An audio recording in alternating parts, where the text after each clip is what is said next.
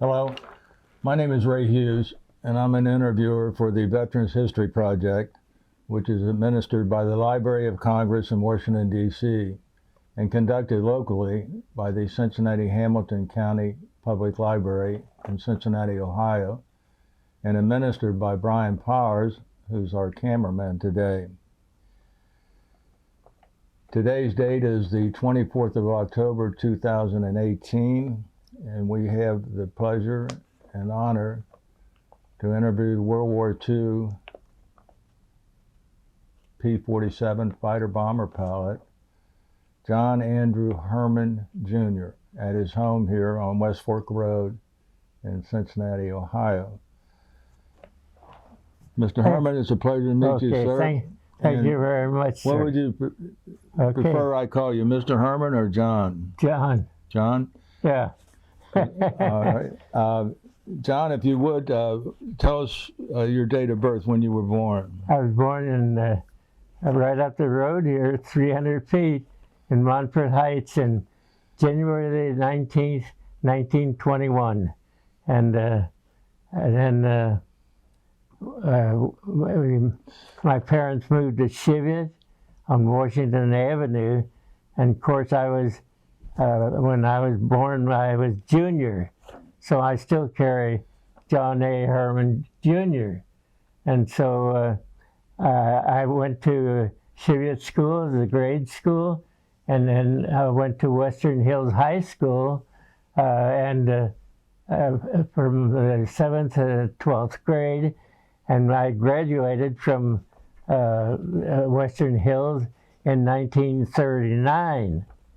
And so in 1939, after graduation, I decided I want to be an architect, so I enrolled at the University of Cincinnati as a co-op student in architectural engineering. And so in 1939 is when Adolf Hitler invaded Poland. And so I was I had registered for the draft like everybody else. And then at that point, I continued education because I was deferred because I was in college yet. And so along the way, I had 2.5 years at University of Cincinnati, and I knew that eventually I was going to be drafted. And so the Army had a notice out that they wanted 100,000 young guys who had some college education and were physically fit. And so I went down to University of Kentucky, and I signed up down there as a reservist. And that was June of 43, I think. And so I was on the reserve list then for approximately 6 months, and at the end of 1947, I guess it was, I was called up.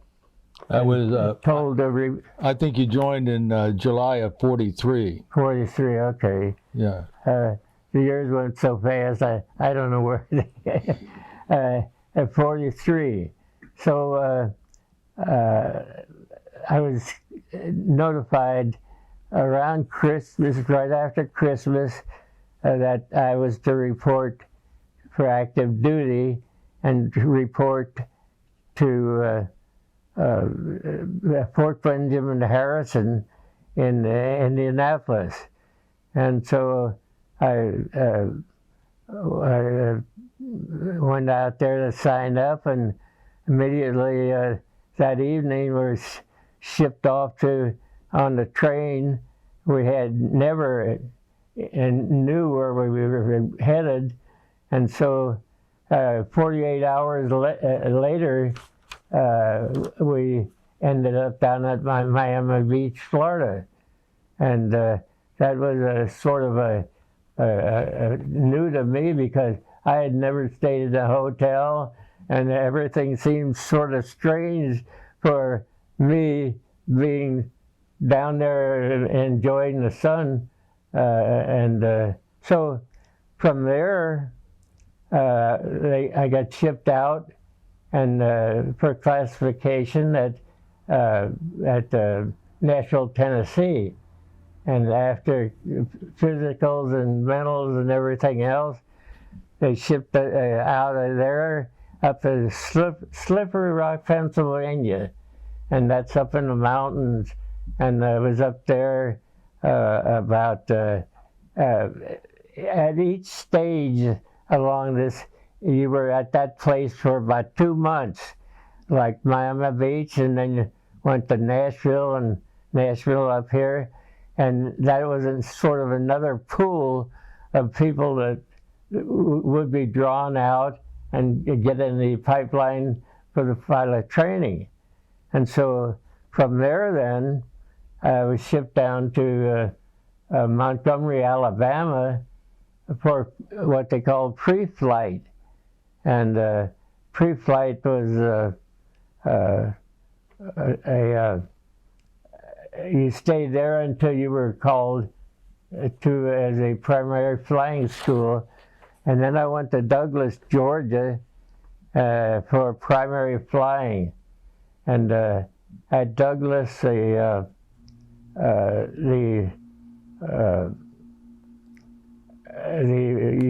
were assigned, each instructor had 5 cadets with him. And so after about 6 hours of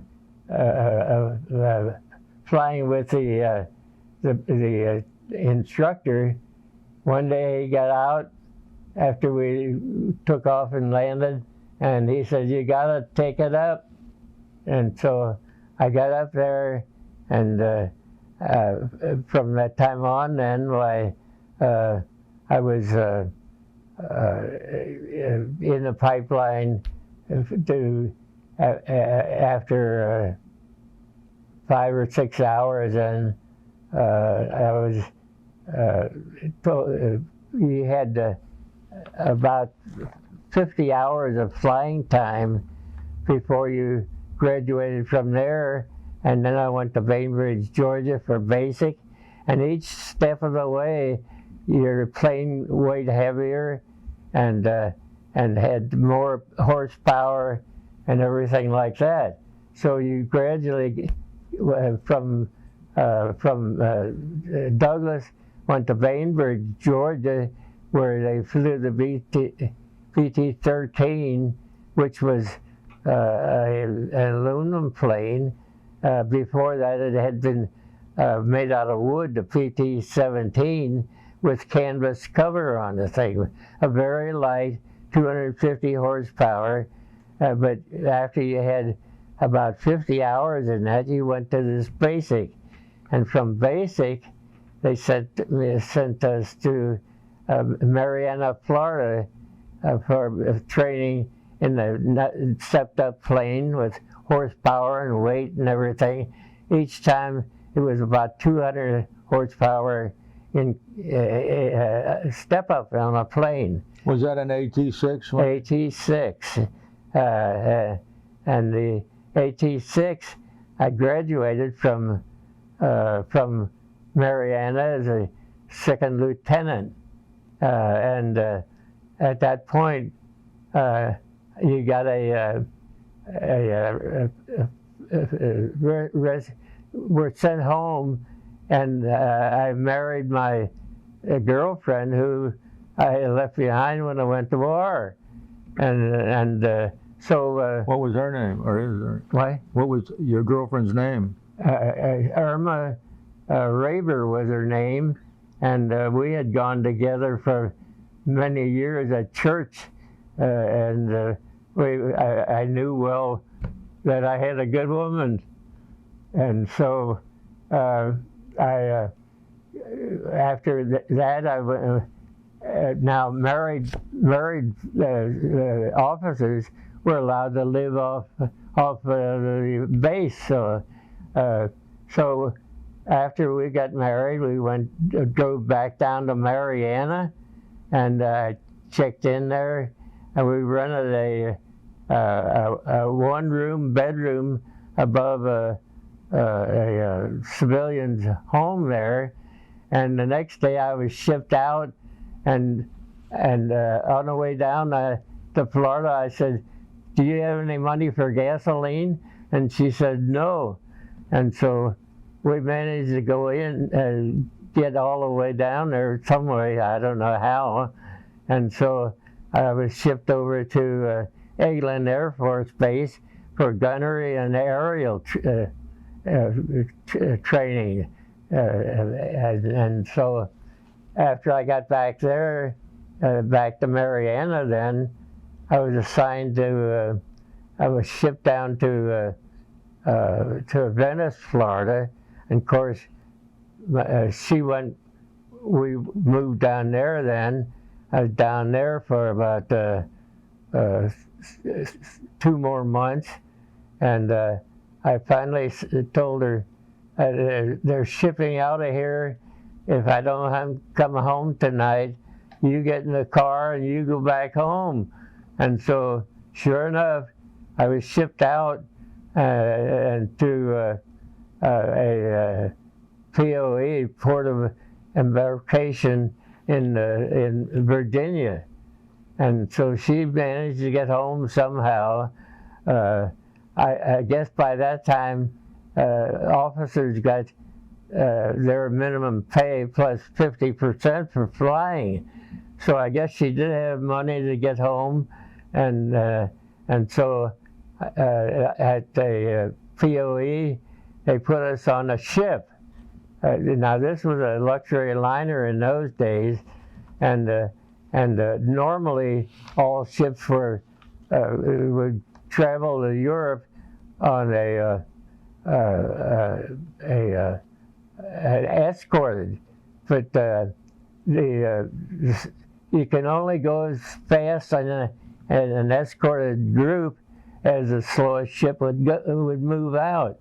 And so we would sit on the back of the deck every night watching for submarines on the hunt for a ship to sink. And in those days, they were, every day it seemed like they were, the submarines would attack the convoy, but our ship was fast, and we took evasive action by changing directions every half hour or so that the submarines up ahead could not cut us off, see. So we got over there and landed in the ship docked in Oran, North Africa. And at that point, they switched us to a local passenger liner and took us into Naples, Florida, Naples, Italy. And from Naples, Italy, they flew us to a base on Corsica. And so when we got over the base, I looked down and I saw a plane that I had never recognized or seen before. It was a P-47. And so after we landed, they took us to the briefing room and told us this afternoon, go out and get in the cockpit and get acquainted with the plane. And then the next day you can take it up. And so I did this and took it up and I flew, gained altitude to 10,000 feet. And then at that point, I was racking the plane around to see, what the stalling speed would be when I had to go back to base. And all of a sudden the engine quit, and I thought, what in the world can happen here? And so I thought, well, maybe I'm out of gas. I switched to the different gas tank, and the engine started up again. Then I knew that what my landing speed would be because to stall out, and so I came back and landed okay. And the next day they put me on the mission, and we were supposed to dive bomb a bridge over in Italy, and so I was now when you're dive bombing, you go in about 10,000 feet, and then after the leader, now there's always 4 planes and sometimes 8 planes on a mission, and so and what you would do, you would go in, fly over the leader would lead you across the Adriatic,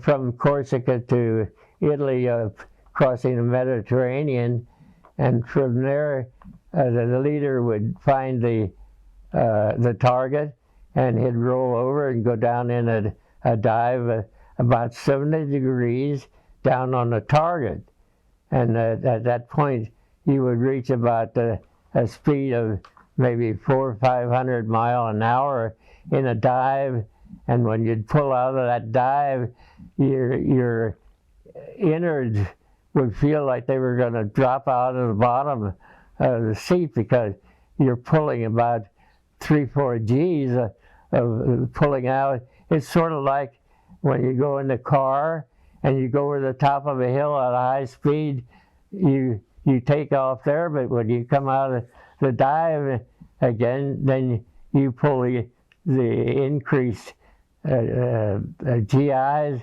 and you then you black out, but you hold the stick back, and eventually you level out, and you're back to normal.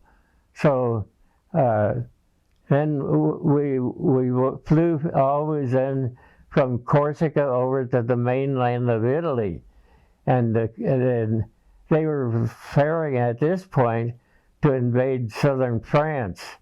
So I think it was about the early part of September of 44.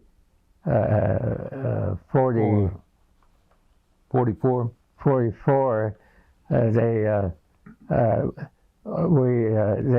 started the invasion there, and our mission was to dive bomb the Marseille harbor at that point, and then we prepare for the landing. So when our foot soldiers were able to get a secure spot on it was east of Marseille, then we landed and moved from Corsica into southern France. And at that point, our troops were moving pretty fast to the north, but our first base was in some hayfield that was along the coast. And then as the troops moved forward, we would always move our base about maybe 50 to 100 miles behind the front line to keep our distance of flying time short, and we could come back and and reload and go back. Well, the lines, German lines, and they were I guess in need of help in the north, so they were pulling their troops out of southern France, and there's only one road that follows the Rhone River north and south there, and the minute you would get the leader and clog up the road, then it would be a sort of I call it a massacre, because they couldn't move their troops fast enough to get shot up before. So the road along the Rhone River looked like a junkyard, and the horses, since they couldn't get supplies of gasoline, they used horses to pull their vehicles, but would shoot horses, would shoot anything that was military. Never were told, don't shoot this, don't do that, like they do in the present day. And so we managed to get up to Lyon in France, and that's pretty near the Swiss border. And what we would do is go out on a mission, and then we would, after we dropped our bombs and our strafing, we would then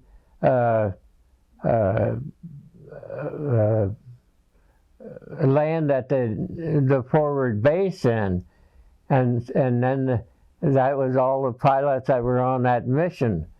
And so we came in there and it was sort of cloudy and hazy and that, but we managed to get under the clouds and land at the future base. Now the ground troops, they were always moved by like a B-25 would carry maybe 18, 20 people. And so when they came up to land, they overshot the field, and the Rhone River on the east side was mountains, the beginning of the Alps, and on the west side it was flat ground. But they came in under the clouds and were overshot. And so they pulled up to the east towards Switzerland, and when they did, they hit the top of a mountain, and the B-25 just exploded up there. And I went up there, and there were pieces of engines, wheels, and that all over the place. But we managed to stay around that base until we moved in back to Italy for the winter, because operations in the north were slowed down, and so we operated out of Italy, and we landed at a place called it was on the west coast of Italy, and I can't think of the name of the place right now, but anyway, we had never had an officers club or any hard drinks. So B-25 came in with a supply of hard liquor and everything, and so I managed to get to the tent next door, and I got too much loaded, and they took me home and threw me in the cot, and the next morning the captain shook the bed and said, "Herrmann, you're on the first mission." And here I was, my head was spinning, and I thought, well, if I don't report for briefing, they'll get court-martialed, and so I better attend. And I attended, and still when they were ready to get out on a plane, I had some doubts whether I should even try it. So I got in the plane, I managed to take off, and we went into the dive bomb run, and I pulled out and pulled the G's, and I was so sick, though, my head was spinning. But when I pulled the G's, it seemed like my stomach just flushed all of that out, and I had a clear head. And we went back home to our, I landed okay and everything else. I promised myself, never will I take any drinks like that again if I'm not on a leave and rest up. So at that point, we moved up to Cascina, Italy, and that's along the Po River, not the Po River, another river that goes through Cascina to the east, the casino was located between Pisa and Florence, and so we operated out of that base for several months, and they had us. The supply lines were they tried to supply the partisans in northern Italy with ammunition and everything to fight the Germans up in the mountains there. And so we started out with four, the leader and three other ones. I was the element leader, and the first one had engine problems, and he headed back to base with his wingman. That left I and another guy to guard about a dozen supply ships up in the mountains. And it's a good thing that we weren't attacked that time, because I don't know how we would have protected that many supply planes. And every time they would get in that pattern, they would kick stuff out the side door of this C-47, which is at that time was a commercial liner. But we got back to base fine, and so in the spring then, we would go from the south side of the mountains, fly up into the Po Valley, and look for transportation. And Milan was a good, big industrial city up there, and there was a lot of traffic between Milan and Venice, and there were always locomotives and that going back and forth there, and it was wide open, flat territory, and you could see a locomotive for maybe 30, 40 miles away. And so we dropped the bombs. The guy from College Hill was leading the mission, and he says, I found a plane, we'll go down, you take the engine, and I'll take the anti-aircraft car on the back. And so we flew over the thing, and sure enough, they opened fired on us, and we got. So he said, this time he said, you take the locomotive, and I'll take the flat car. And we started this back, and they started shooting at us, and I blew up that train, and he silenced the anti-aircraft, and we were headed for home. And so we operated out of that base up into the Brenner Pass and any military targets up there till the spring. And in the spring we moved back up to Nancy, France, which was north of Lyon, and a supply base for the frontline troops. And so we operated out of there in the southern Germany, because that was in reach of our base there. And then Patton was having a little bit of problem, and we always had a pilot with the frontline troops, so that we could coordinate ground operations with the Air Force. And so the pilot would tell us where the target was, and we would go after the target. Well, when we got to be able to fly into Germany, we attacked Stuttgart and the area places in southern Germany, and about that time, General Patton got a little bit itchy, and he wanted to get across the Rhine River before the British did.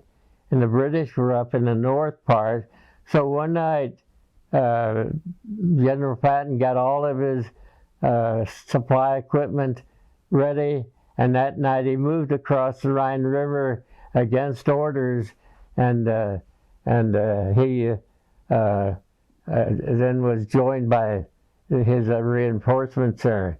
But at that point, and once he was established east of the Rhine River, he obtained a landing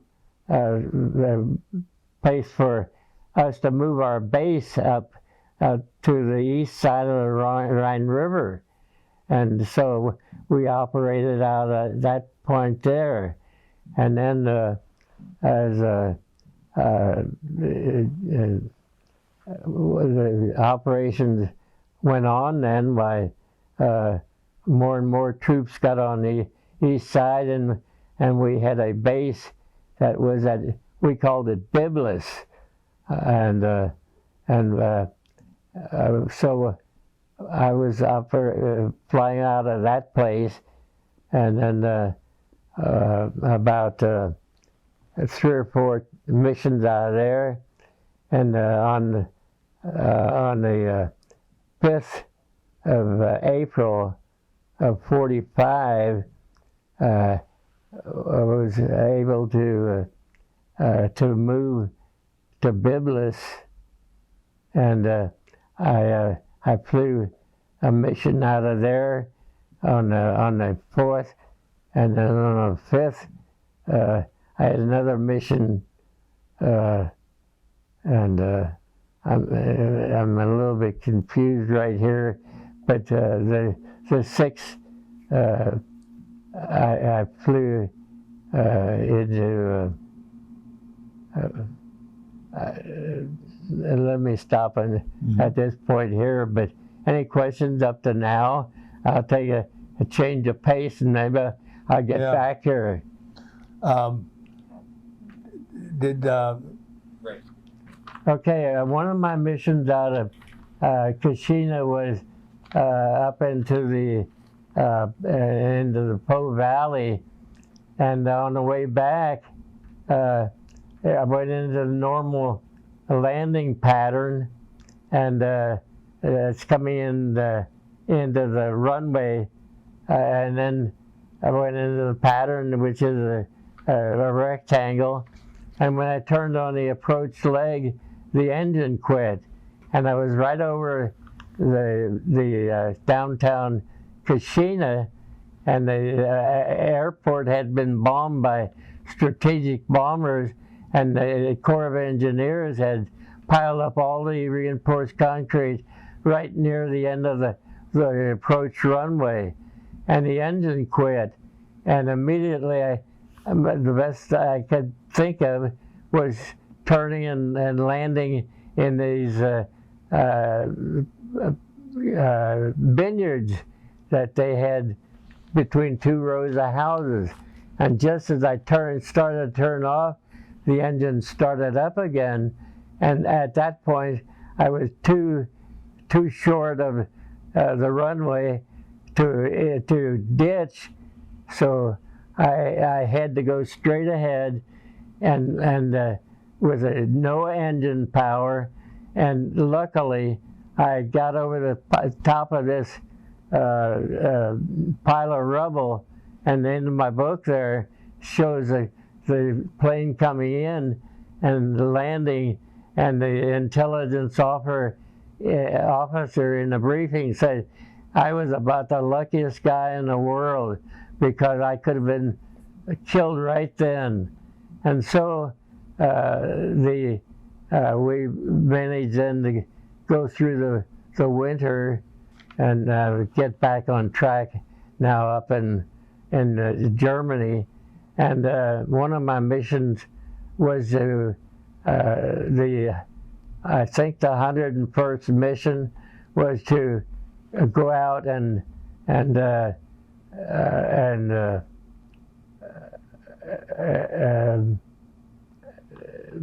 bomb Stuttgart, and I was leading that mission. And so when after we dropped our bombs, I headed east along the Autobahn from Stuttgart to Munich, and I looked down and I saw this row people walking along. So I told my wingman, let's go down and see what goes on down there. We went down in there, and some guys in that marching group held up a sign, POWs, and so I didn't shoot. I made several passes at so that I could identify more. When I got back, I told the briefing officer that there must have been 1,000 men in that group that was headed east, and so we used to go to reunions at Douglas, Georgia, and then going back there one time, I met the first guy that I had met that was verified that he saw and remembered that plane flying over them and them marching along that line there. And so I went back and reported that, and so since that, I've seen about 4 other guys at reunions and elsewhere that were in that group, and I can't help but believe that could happen, so many times, and recollect, to tie the two ends together that way. But anyway, after I got back, and they grounded me then and told me my tour was finished, so I waited around for instructions to go home, and so eventually the report came through. They didn't tell me where to go or how to get there or anything, but they said report to Camp Stone in Great Britain. I had no idea where Camp Stone was, but I managed to hitchhike a ride from our base into Nancy, France, and there I caught another ride from there into Paris. And from Paris, I thought, well, I'm going to stay here a couple of days and stay at the USO Center and see some sights in France. So I stayed there a few days, and then I caught a plane from there to London. And London, I got on a train that was going to Camp Stone. And I was at Camp Stone for several days, and nothing was happening. So I decided I'll go down and see a guy that I knew back home who was in London. So I went back down to London, and then after a few days, I decided I better go back to Camp Stone.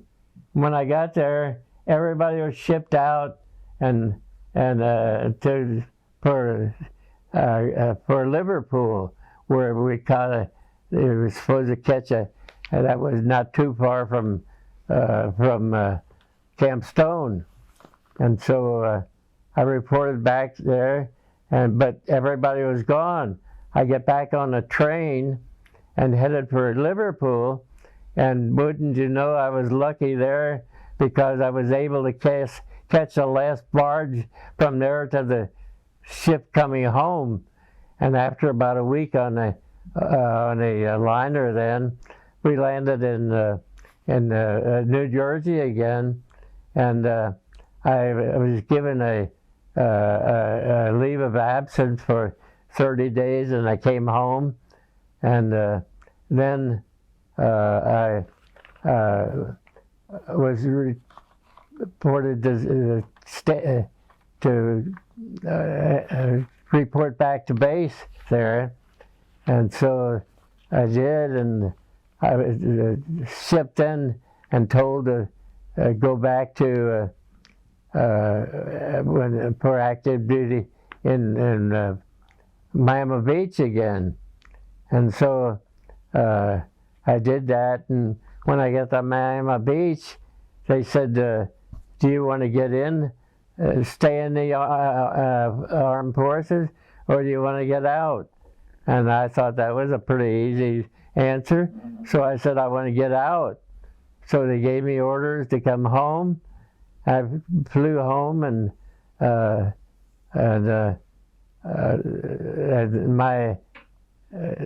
had to report back to the base again, and so I got the discharge papers and came home and resumed my architectural education and got a co-op job. And of course I was married at that point yet, and so I eventually in 1948, about 3 years, it took me about 8 years to get out of University of Cincinnati with a degree, and then I went to work with where I had co-opted a job, and that was at A.M. Kinney in Cincinnati. They were architects and engineers, and I turned my job into a co-op job, and I was with A.M. Kinney for 27 years, and then after that, 5 of us, the guys that worked at A.M. Kinney, started our own business, and that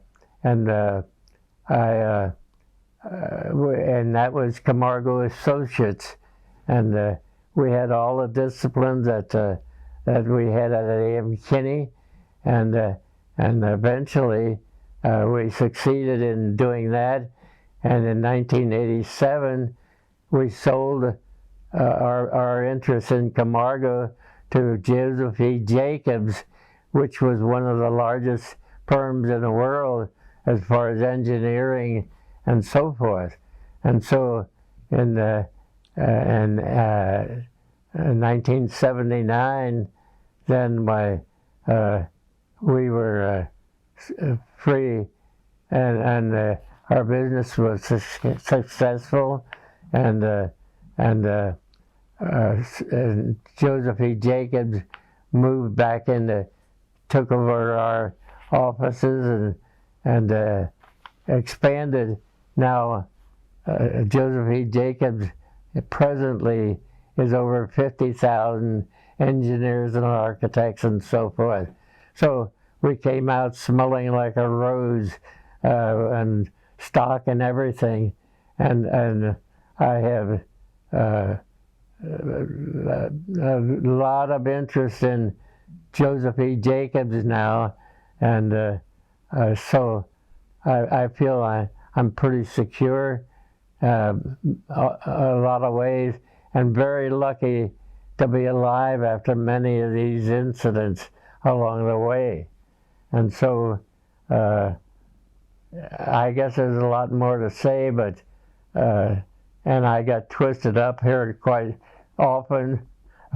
You'll have to forgive me, I'm only 98, so so I try my best, and maybe it was a good thing, but I got a few questions that, all right. that your daughter gave us. Let's go back to World War II.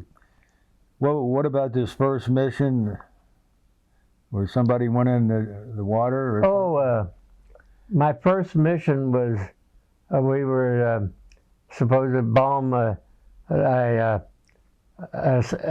house up in that was used as a command center by the Germans, and the thing was that when we went into the dive bomb run, the guy who was flying his wing got shot down, and he landed in the Mediterranean Sea.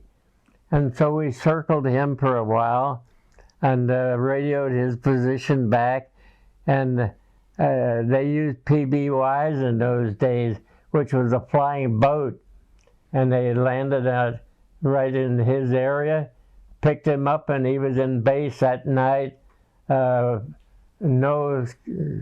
Suffered no consequences of the ditching the plane, because it was an easy plane to land on water, and so that was the first mission that. You know, that was your first mission. Just for the record, you were in the 12th Air Force, the 27th Fighter Bomber Group. No, I never was in the 8th Air Force. 12th Air Force. It was a tactical Air Force, the 12th Tactical Air Force, and that was tactical in those days meant that you did what you had to help the frontline troops, and it was supposed to give you immediate results. Strategic was bomb factories and so forth to interfere with manufacturing of military goods, and they would drop bombs by the hundreds.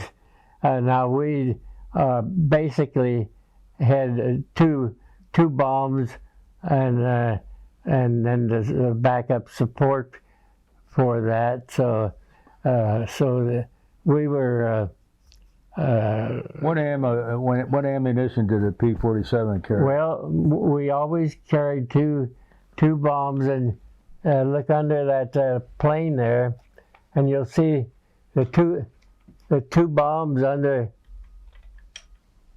The two bombs under each wing had two bombs on it, or gas tanks. If we were on a long mission, we would carry an extra gas tank, and when that was empty, we would drop it, and then on the other wing, we always had 4 machine guns, and on that the left wing, 4 machine guns. Now these machine guns, each gun had 800 rounds of ammunition with it, and that was 3,400 rounds total for the entire load of the thing. So we also had rockets. If you had to use a rocket, you had a rocket, but basically it was a very heavily and well-constructed plane, and I'm sure I wouldn't be around if it wasn't for the construction of the P-47 being able to take a lot of punishment. And one time we were dive bombing a train on the west side of the Rhine River, and I was the 5th man in on the train, and the guy ahead of me, we're at treetop level almost, and he dropped the bomb on the train, and the train blew up and took about 6 feet of my right wing off from the tip of the back to the gun barrels here, and I was still able to fly that thing home over 100 miles, and the mission leader said he would bail out, and I said, why would I want to bail out? It's still flying. And so I had to fly that thing at full throttle, and I got 150 miles an hour out of the thing. And when I called for emergency landing, I had to get lined up perfectly with that runway in that 100 miles in a forward base there, our home base, in order, because I didn't trust it to any maneuver whatsoever, because all of the drag on that wing made the plane want to spin around to the right, and I was afraid if that happened, I was out of control. So I could only go straight ahead. I called for this emergency landing, and wouldn't you know, the thing didn't stall out until I was halfway down the runway, and it dropped in. But by then I was going too fast to get it stopped, and I crashed at the end of the runway, and the fire truck came out and the life squad, but I had jumped out before the life squad never ever needed to be there. But that was my other very close call, because I could have gone into a spin when that thing hit me, and because it wanted to display the head to the right, but I had enough horsepower in the thing to bring it back and get through that. I'll call it a critical spot, but the plane was my savior in many ways. What engine did the P-47 have? The P-47 had the Pratt & Whitney R2800 engine, which was the same engine used in some of the bombers, the light bombers, and then the Navy used it in their planes, and the Marines had it in their. It was an excellent engine, and 2,800 horsepower. Had water injection that if you gave it a squirt of water, you increased it by almost 400 horsepower, and so it was a very good engine. I saw one day another pilot was flying my plane, and he got hit on the top of an engine with a 20-millimeter enemy gun, and it took the top of the cylinder head off, but it still got him home. And it's hard to believe, but you could never do that with a liquid-cooled engine because it would overheat the minute you lost circulation in the coolant. So, you know, it was well designed, took a lot of punishment, and it was used a heck of a lot in the other branches, but I can't give them enough credit for that Pratt & Whitney for the engine that they built there. It's an air-cooled engine? It's an air-cooled engine. What was what was your normal mile per hour that you flew at? The what? A normal mile per hour that you flew on missions? The normal mission was about 300 miles away, and we could cover that in a tank of gasoline. We always carried as much fuel as we could to match the load. Now the plane could carry 15,000 pound payload on a thing, and so you know you drop the bombs and stuff like that. But on long missions, we would have an extra gas tank to get us to the target and back. But now,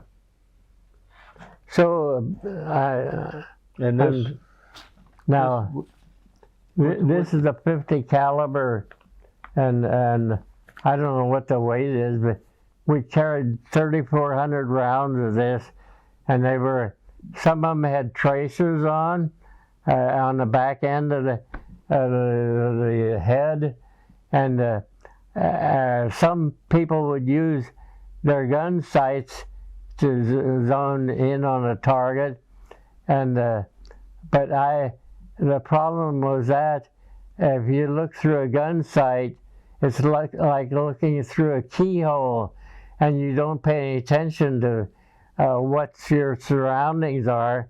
And we had guys that would fly into tree tops or that because you couldn't get a panoramic view of everything that was going on. I used a burst of the guns to see where my tracers were, and then I could adjust the up and down with the rudder controls on the tail, or kick the left rudder or right rudder, and when I saw where the tracer went, that's where I would adjust to the target, Hit your target. which was I could see then the whole panoramic view that we had guys that would fly through treetops and bring it home, but I found that the safest way for me to do it was a short burst of tracers and then make adjustments, and that works pretty good.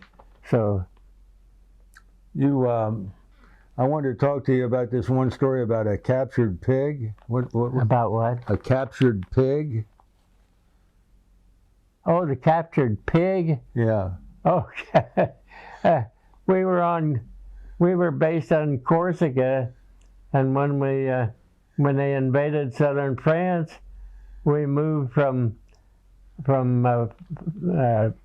Corsica to France. But one of these pilots has picked up a pig from one of the farmers along the way in Corsica, and so when we moved, he threw the pig in the compartment, the turbocharger compartment of the plane, and moved the pig over to southern France with us.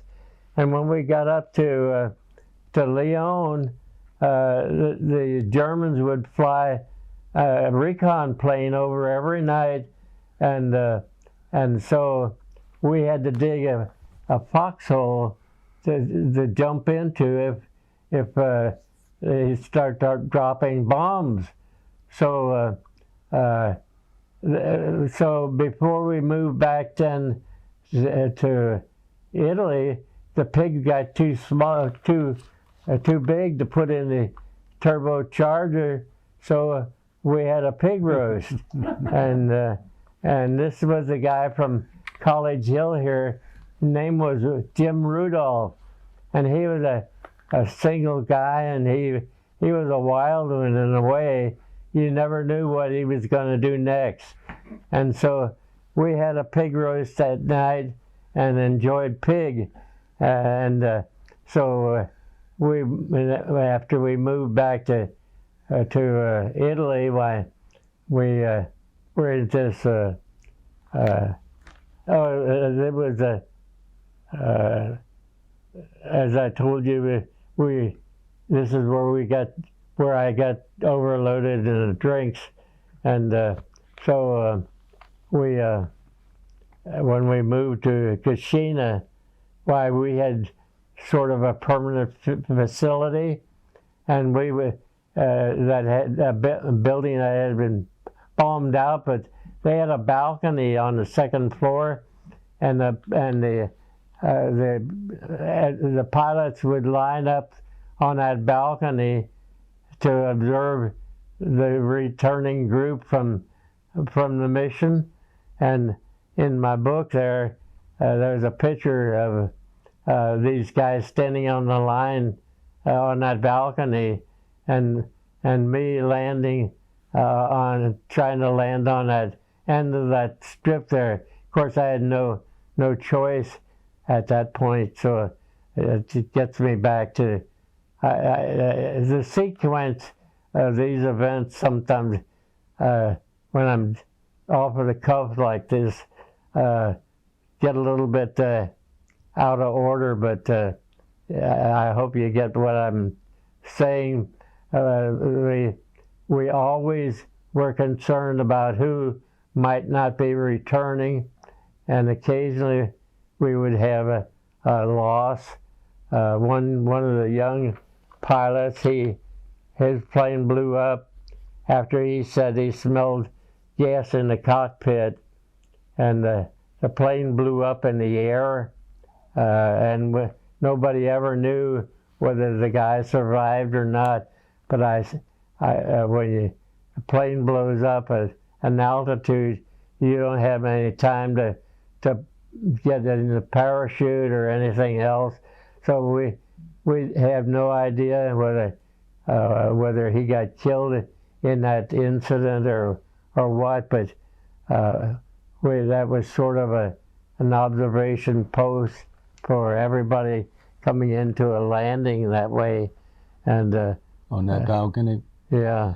Did you fly with your parachute on, strapped on? We always had the parachute on our rear end, sitting on the seat, safety belt on and everything like that. Now, it was a little bit awkward to get out of a P-47, and if you knew you were going to go down, you rolled the plane over on its back and you opened the canopy and dropped out. Because if you climbed out, your plane might be out of control before you get overboard. And so we always, those that had to get out would roll the plane and drop out, and that was to clear the tail end of the horizontal stabilizer on the tail, which was the safest way to get out. And but that's presuming you had early warning that way. Mm-hmm. But basically, it was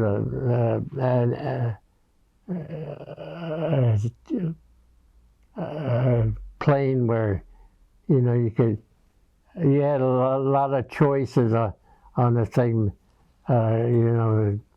getting out or whatever. Were any of your men that were shot down or went down captured? Yes. I mentioned that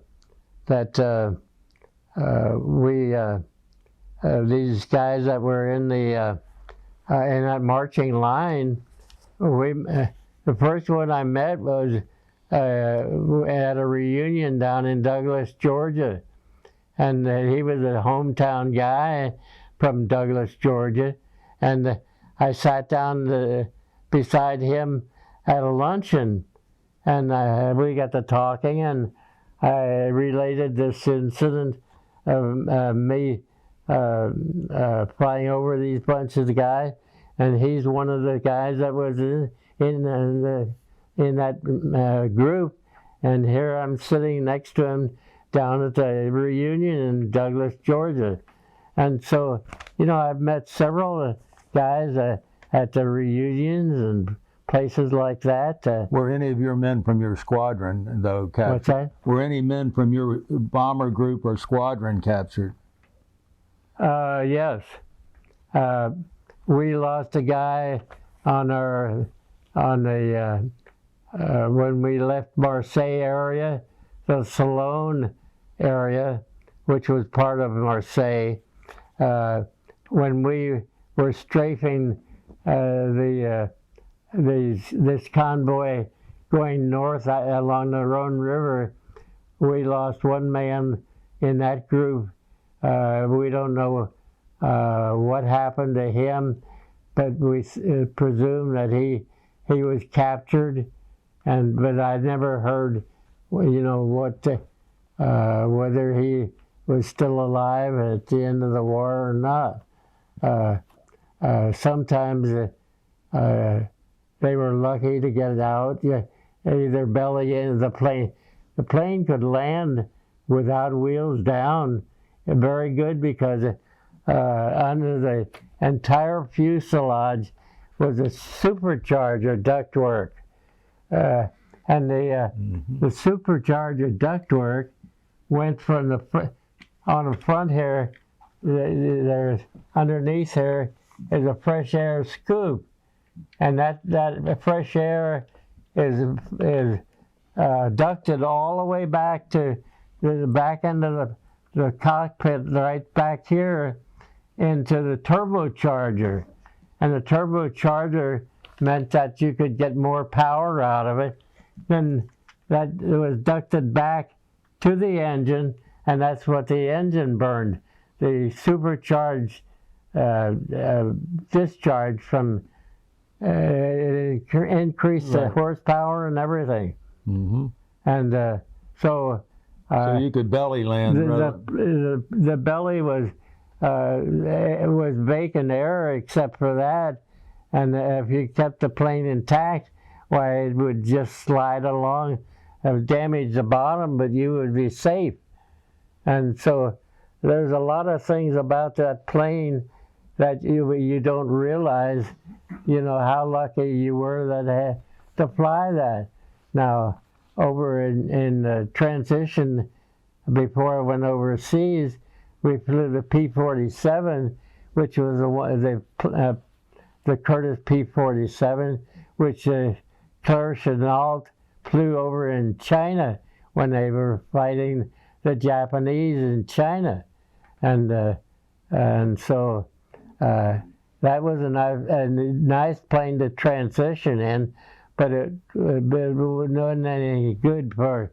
Did you mean a P-40? The P-40. The P-40 was a Flying Tiger. Yeah, with flying tigers, and but it was a good training ship. But on the other hand, we expected to be fly P-51s when we got over there, and we were introduced to the P-47, which turned out to be the best break that I guess I had. Did you ever get acquainted with the mechanics and ground crew that worked on your engine, on your plane? Basically, the ground crew would service the ships during the nighttime when we were trying to rest or doing something, and they would gas it up, put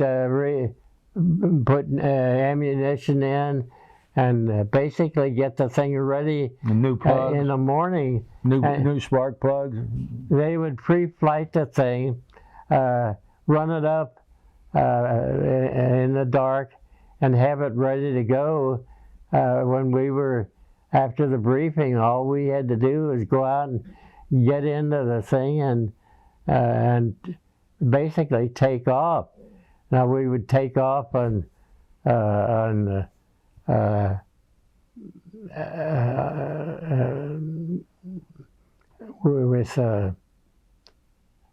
after they Had serviced it every night. After they serviced it and everything, and we would take out once in a while, singly, one plane at a time.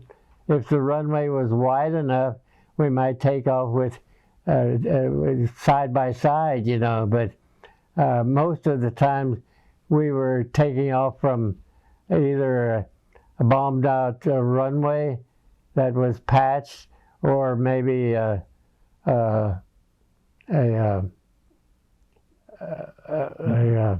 dirt field, steel mat on mud. Yeah. And one time when we moved to Italy from northern France, it was so muddy that we could hardly get our planes to the runway because of the mud in Italy there. But that's where I got. What octane fuel did you use there? Do you recall? What octane fuel? We had 100 octane fuel that was the best gas you could use in there, which was a good thing because the plane would we would switch to 90 octane from I don't know. It was the highest octane that was available at that time. So, 100 octane. Yeah. There's another story that I thought something about a plane hit a church. Well, yes, that was the plane, the transport. It was a B-25, and as I said, we landed. We were able to get through a hole in the clouds and land safely at that forward base. But when they came in, they had to come in more shallow, and they couldn't see through the clouds, so they came in and knew that they were didn't have enough room to stop with the speed that it took to land, and so they went pulled back up and went through the clouds. And when they went through the clouds is when that plane hit that church steeple and disintegrated on all over, I'd say at the foothills of the Alps. And so that we lost all of them. I don't know if there were any pilots on that, but presumably everybody. But I went up there to look at the mess the day after, and there was no way anything was safe on the thing, because the engines were here, the landing gear there, and two engines here and landing gear there. It looked like a junkyard, and but we would always try to land at our next base if the weather was good, and usually we would be able to do that. So there's another story here that might be interesting for people. That you were having a party and you didn't have any ice. Oh, how'd you get ice? Well, they would. When we got to Italy, we made a good officers club out of a warehouse, and of course we had some artists on board, so they painted the walls with different sceneries and that, so this we would have after our missions were over for the day, we would meet in the officers club here and have drinks and everything. And this fellow from College Hill, he was a leader, so he climbed this ladder up the side of the building, and of course we all followed him, and we got on the roof of this warehouse and went across the roof, and this Italian had his window open, and we crawled in through his window there, and he gave us a few drinks and that, and so we had after we had our drinks and that, he let us out the front door. So this officers club was a meeting place every night. We would play a penny, nickel, dime, quarter poker, and until the big shots came through, and they would bet up our ante and we would move out. And the one guy, he made $800 one night, and I think that's the most that it was. But this was a club that we attended every night. We had the bar in there and had a lot of fun. Now, we stayed at that base in a private home. It was a warehouse in the back of this house, and I and 5 other guys would stay and live in that room. And upstairs there was a wide open room for anybody that it wasn't holed up down below. And then this warehouse was about a block down the street from us. What town is this you're in now? This is in Cascina, Italy, and Cascina now is well, it was a nice little town. As I recall, there was a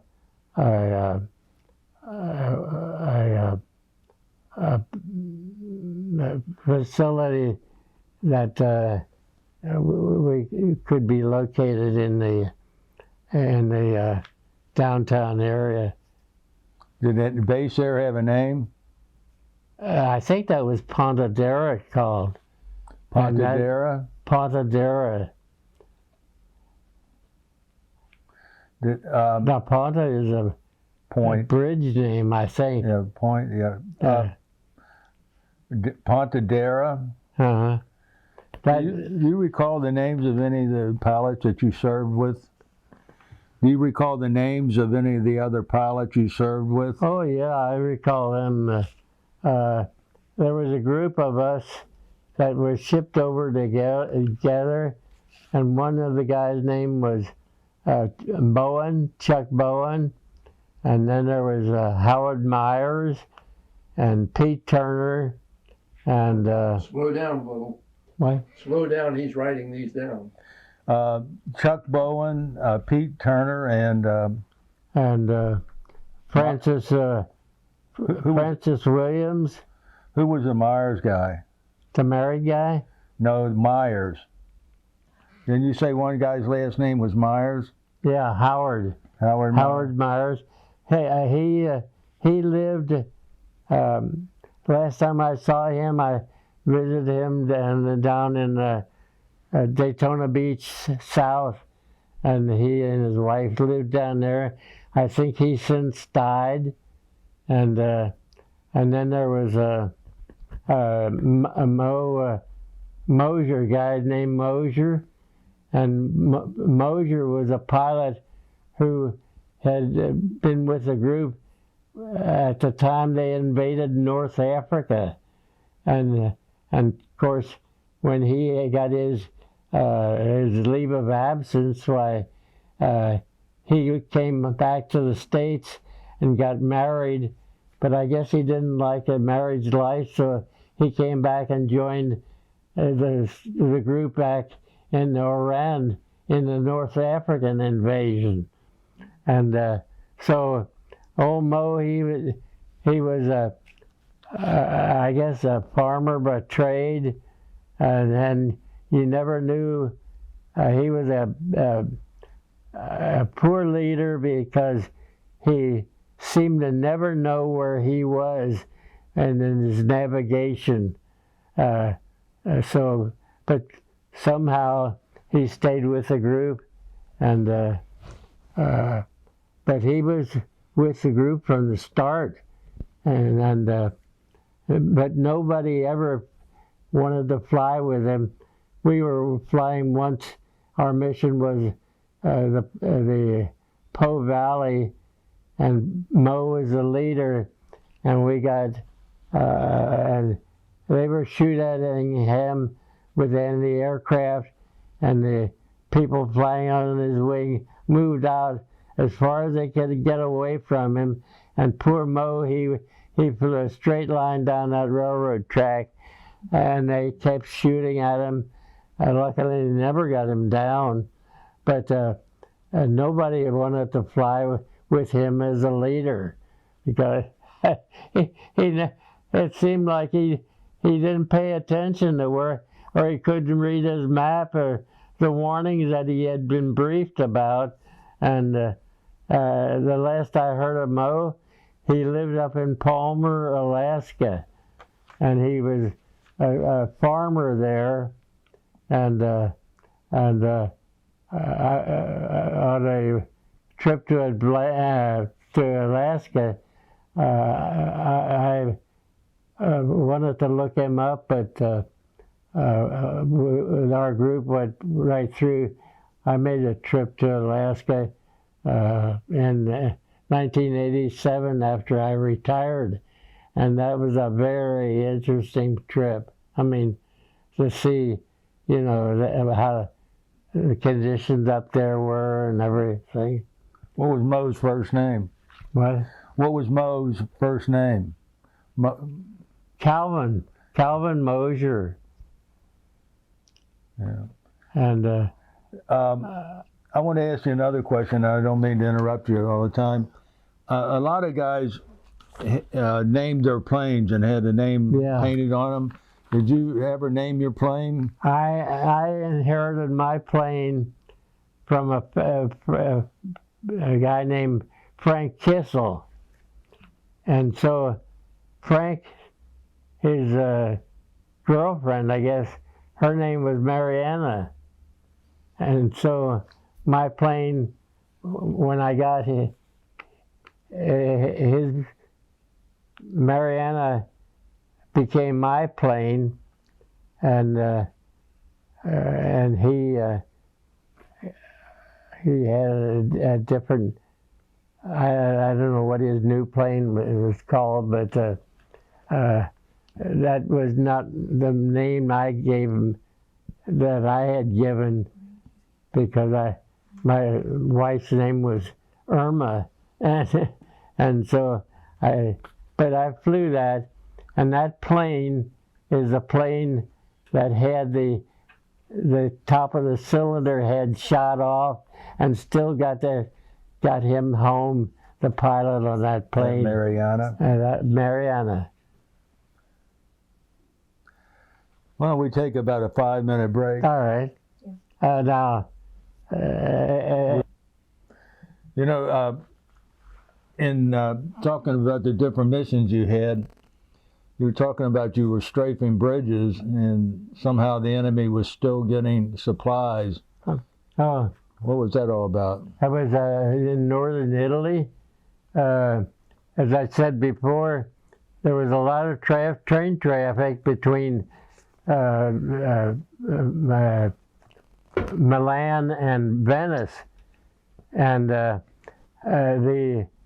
object there was a bridge over the Po River that was one of the main routes for trains, and so this bridge, knocking out of the bridge, was a very important thing strategically for a long range cutting of supplies and that.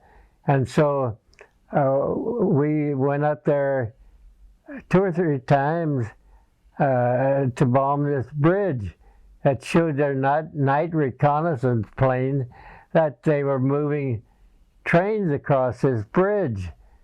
And so after a while, our night reconnaissance discovered that, hey, the bridge was knocked out, but the Germans move, they take out the bombed out section and drop a good section in, and that they were hiding this during the daytime, but at night they would run the trains through. And so, you know, so after we discovered that way, we quit bombing the bad bridge to start with. You know, and we were talking while we were off camera that a lot of times you fellows didn't really have an air base where you were stationed. You were living in tents and foxholes, because you were moving up continuous. Well, yeah. We normally would stay 50 miles or less right behind the front lines. As the front lines would move, we would move our next base. But at the next base, there might not be any facilities, so we would live in our tents and so forth until we would have the next move. And so once we got up into the Lyon, Nancy area, why, the lines were moving pretty fast, and so then we would move as close as we could to the front to be able to cut down on our gasoline requirements, and also carry more bombs. So that's when we were about to move into southern Germany at Stuttgart. And by the way, my second last mission was to bomb the marshalling yards in Stuttgart, and then go on that armed recce. And that's when I found a row of prisoners.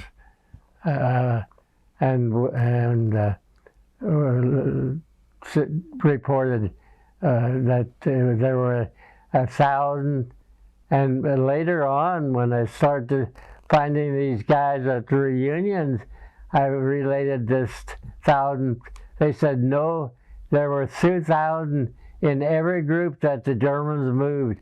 They were coming from northern Germany, the Berlin area, and they were all headed south towards south of Munich. They had a big Moosburg.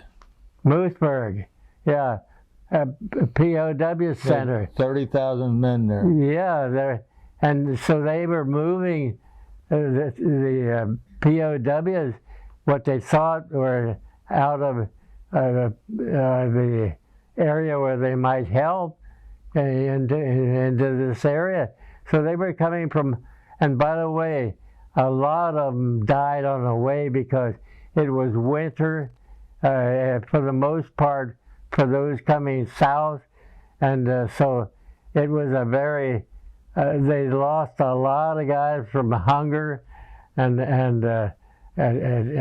temperature and everything else along the way, and so it was no fun being in that group, I guarantee you.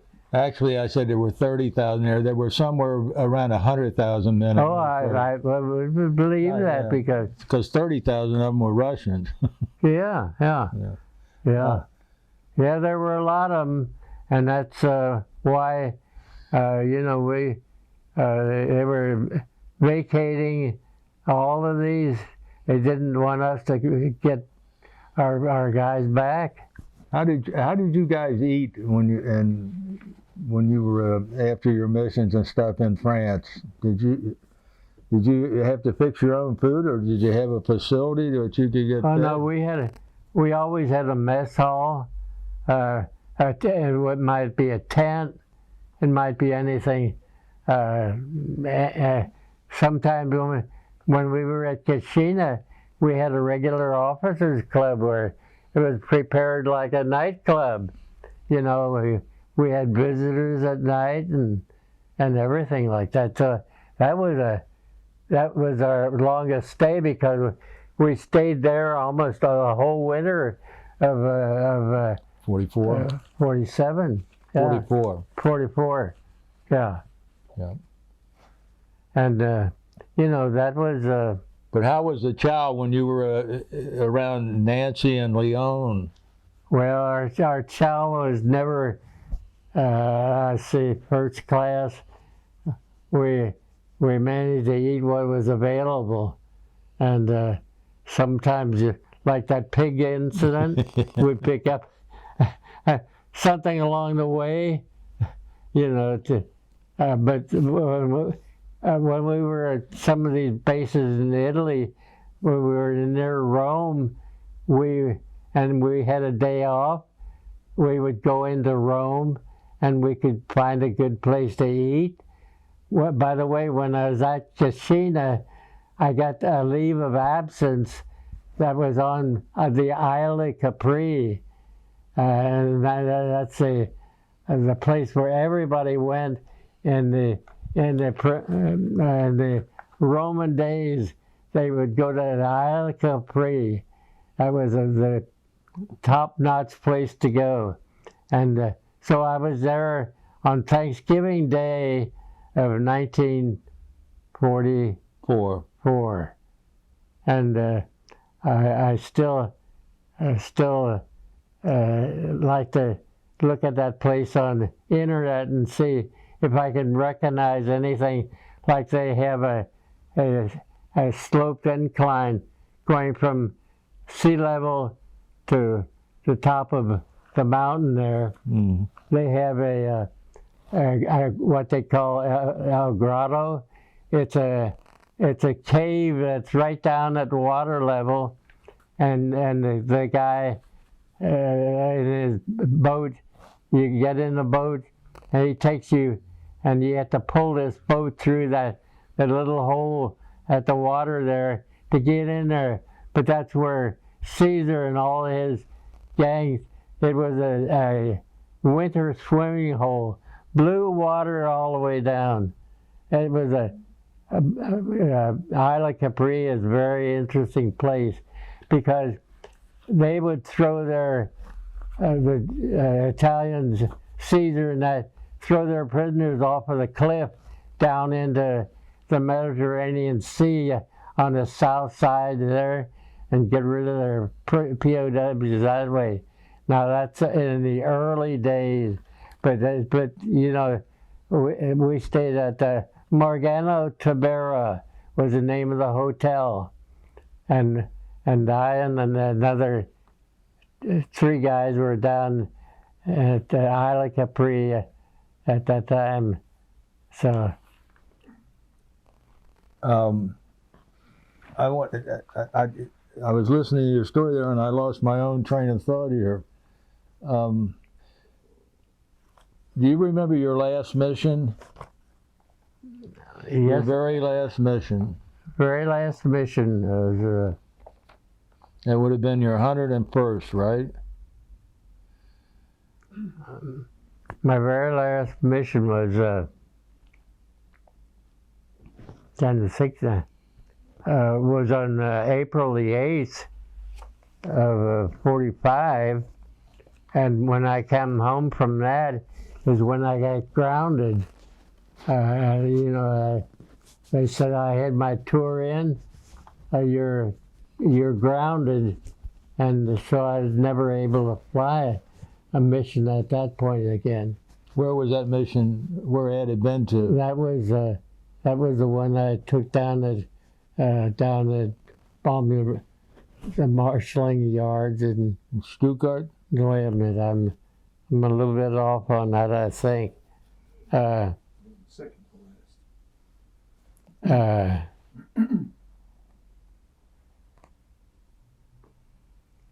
I'm not sure at this point. Do you remember the 101st mission, though, even though we don't remember? Oh yeah, when I got home from that thing, that's when they told me you're grounded. So I remembered that one very well. So Why did they ground you? because I had my 101st mission in, and we had to fly 100 or at 100 you were grounded because they figured, I guess, your luck was running out. So that's when I got the orders to report to Camp Stone in England. And I told you before about my hitchhiking rides to get to Camp Stone. And Right. so, yeah. So, where were you discharged at?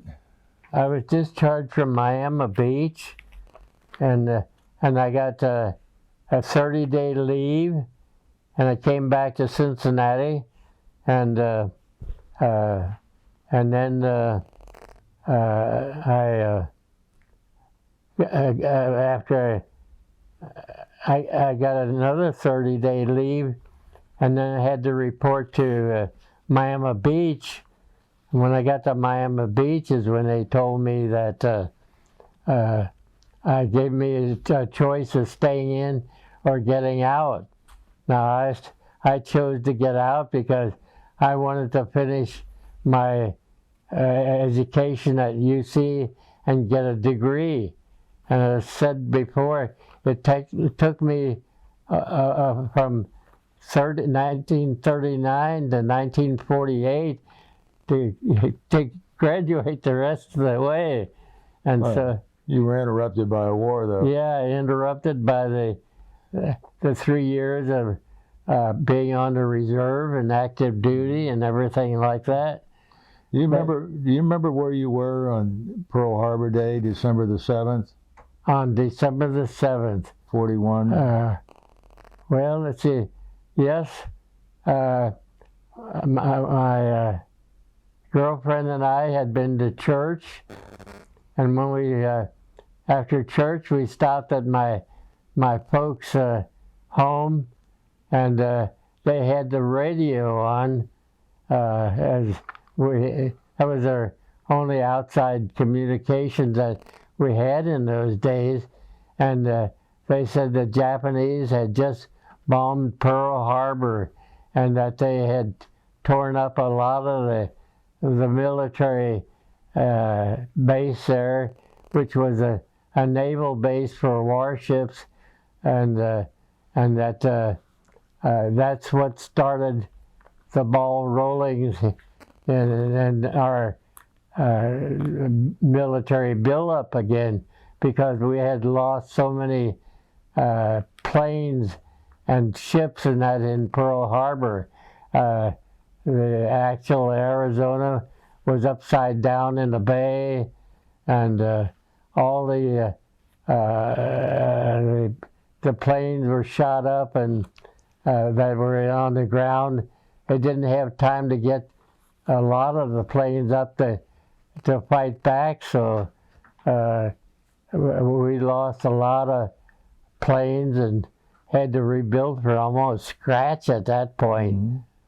Who was the girlfriend that you were at church with? And my girlfriend was Irma Raber, and she was from Pontiac, Illinois, and had moved down here after graduation and lived with her cousin, and that's where I met her at church. What church was that? That was the Westwood Baptist Church in Cheviot.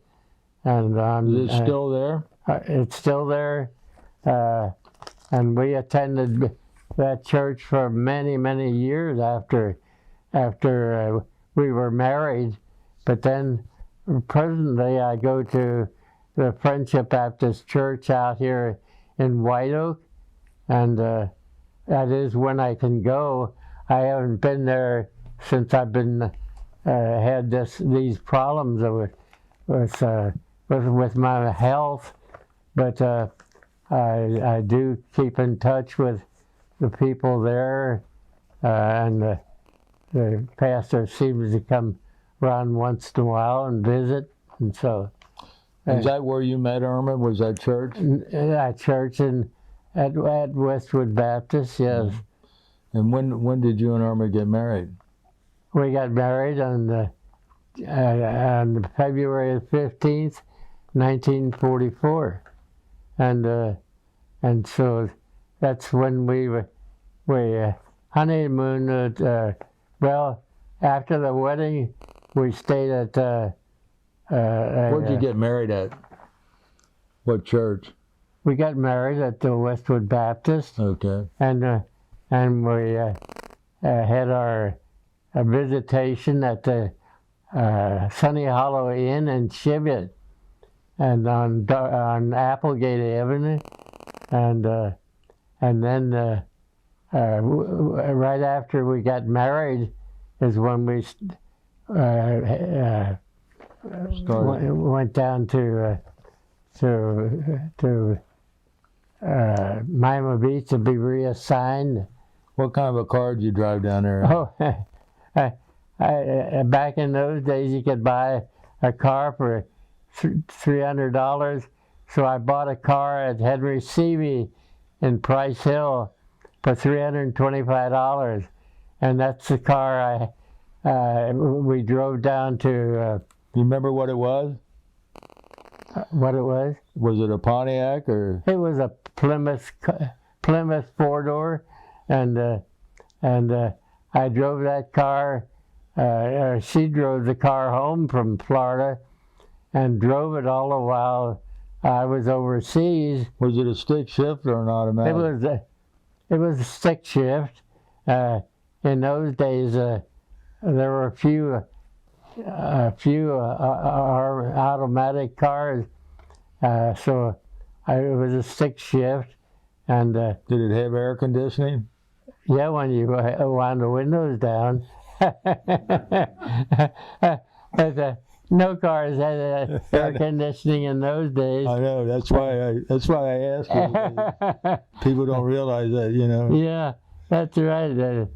But it got me around for many years, and so when I was discharged, I drove back down to Florida, and believe it or not, the thing broke down at a traffic light on Collins Avenue, right in the middle of downtown Miami Beach.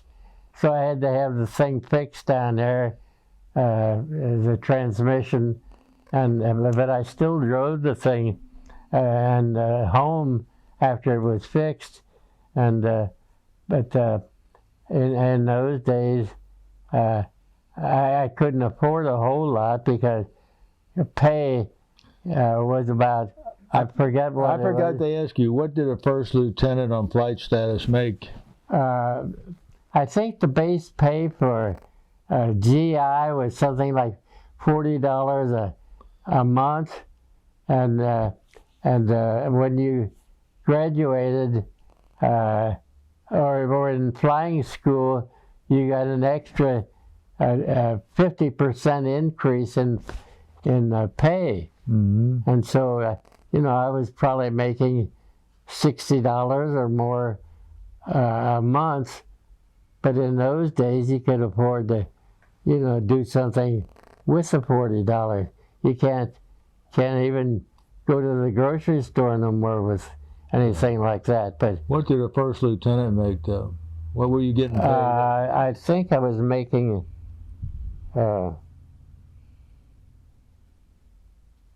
I'd say first lieutenant. I forget what I was making. It had to be. I don't know. I'm gonna. We'll come back to that. We'll come back. I want to show you a couple of items. What is this cap? That's an officer's cap, number one. Yeah. In those days, the summer outfit was this khaki. The cap.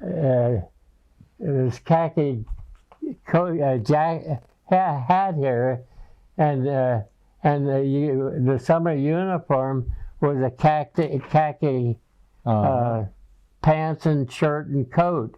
Mm. Now, and this was a winter, the OD version of it, and that one was the OD outfit, which is over there on the. Here, you can hand it. I'll show that too. Now, this is your original uniform that you wore. The original uniform. And now, since after the war, the Air Force was separated from the regular Army, so these OD outfits were the basic outfit for winter that we wore when we were part of the Army. But then in 1947, I think it was when they took the Air Force, separated from the Army and became a unit of their own. And that's but the khaki was the outfit for the Army winter and summer, and both of those outfits are over there somewhere. Yes. And that. And this is a picture of you. This is a picture when I was sort of a kid. Yeah. Show that to the sort of a kid and graduated from flight school, from advanced training. Yeah. Well, I was in the service at this time, and that's my OD hat on here. And there's your wings. And there's my wings, and so the all of this was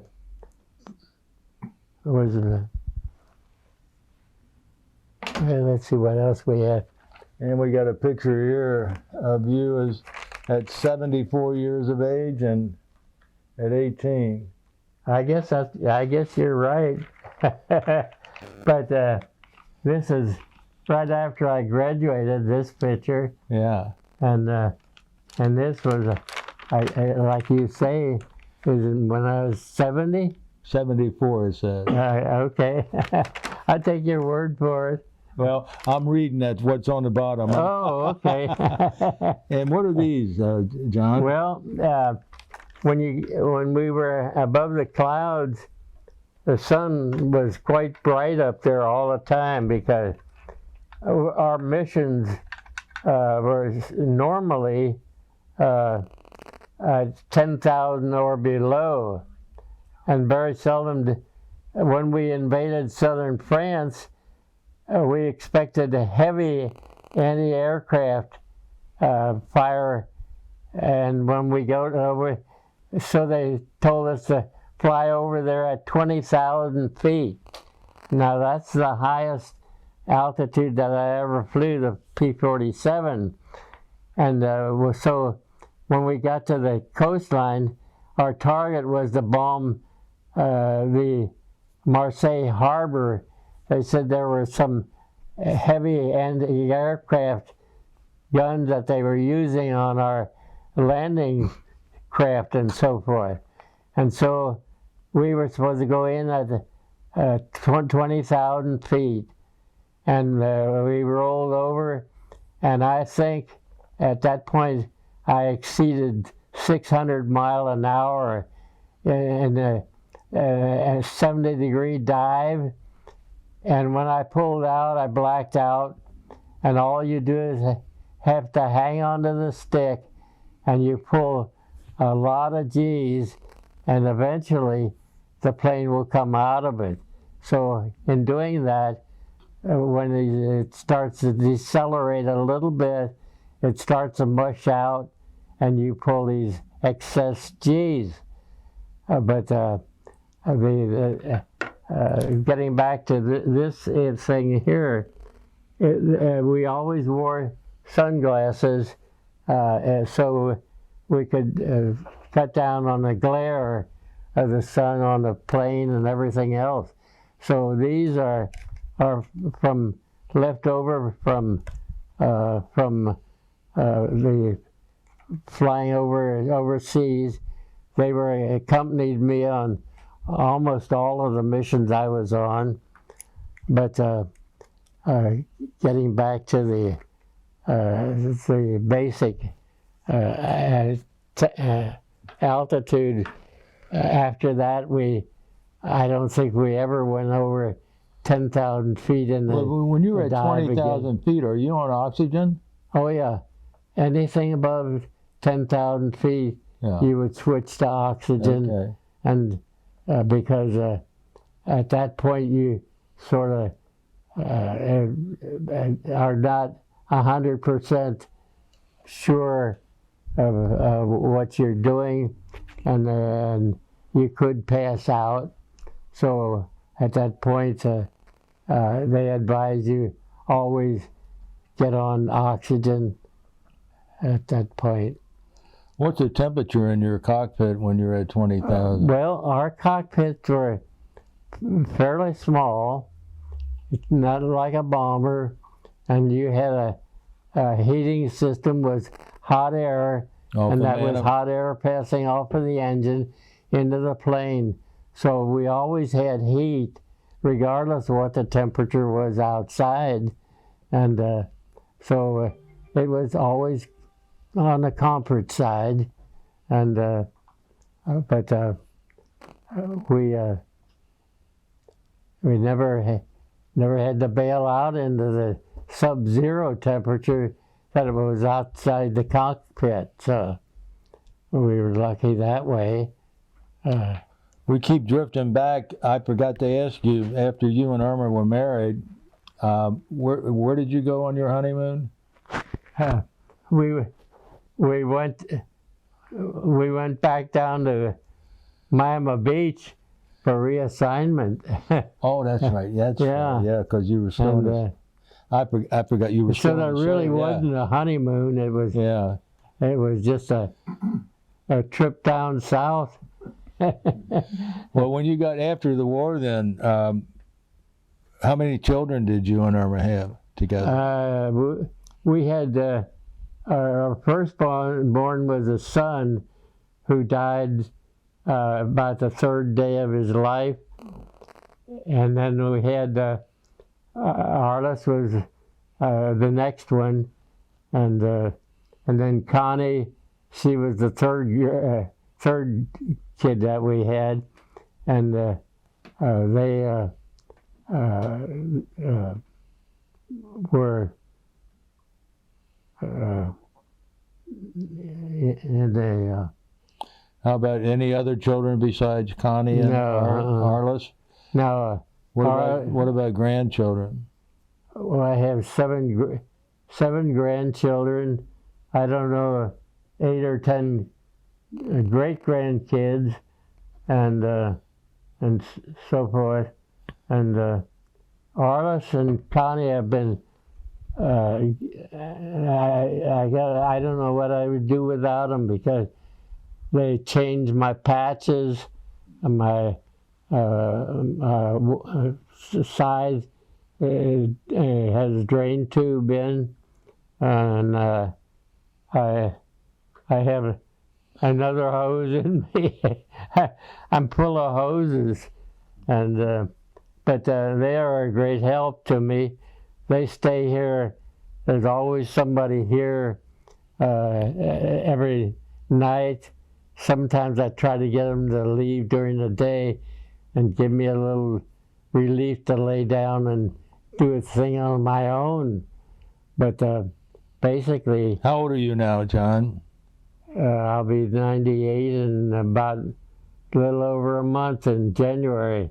I forgot to ask you, the name Herrmann, that's German, isn't it? Yeah, Herrmann, yes. Who was did you know your grandfather, Herrmann? I knew my grandfather, Herrmann. He lived down on Shepherd's Creek, down at the West Fork, and what was his name, John? Do you recall? Well, his name was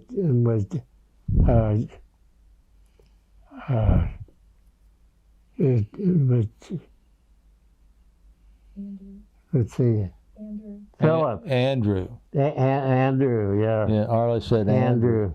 Sorry. Do you remember his wife, your grandmother? No. Wow.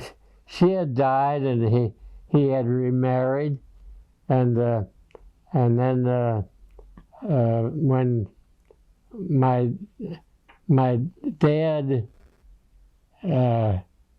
he was a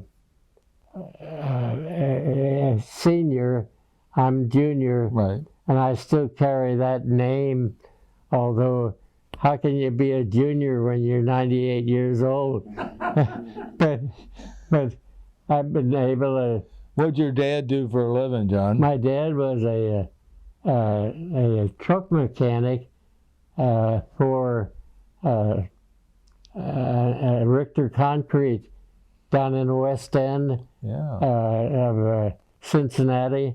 And during the 37 flood, he wasn't able to go to work because nobody on the west side of Mill Creek had a way to get across. The West End was blocked by high water at Queen City, and the East End was blocked by water that came up to along the Mill Creek road that's there now. So the thing was that at that time I was at Western Hills High School, and the school was shut down and everything for about 2 weeks, and so it gave us time to think about different situations there. And I remember, since my dad wasn't able to go to work, we went out to my uncle's home out on Springdale Road, and my dad fixed up a homemade tractor, and we dug a pond back in the cow pasture just to keep busy and do something. and so that is now a big subdivision. What was then a cow pasture, and so we managed to keep busy during that time, trying to improve things. Did your dad work during the Depression? My dad was very lucky during Depression because he was able to keep a steady inflow of some kind of a food or another.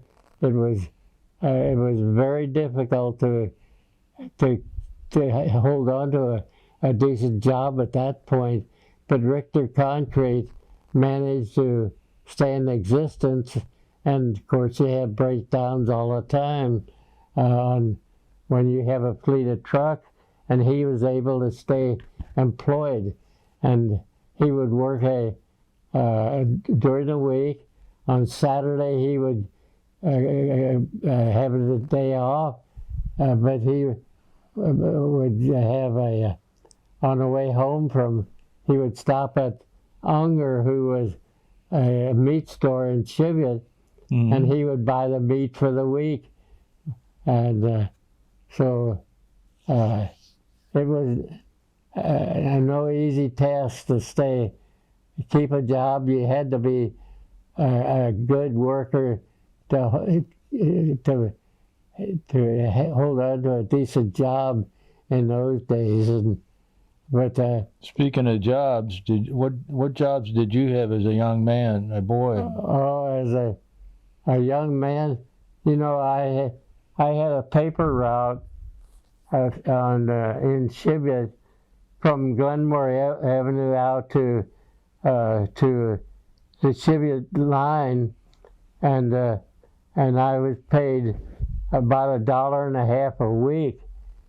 But I had a used bicycle from my uncle had stored up in my grandmother's barn, and I was able to get that fixed, so I had transportation to deliver papers, and eventually I would ride with the owners of the paper route, and we would cover an area all the way out to Dog Trot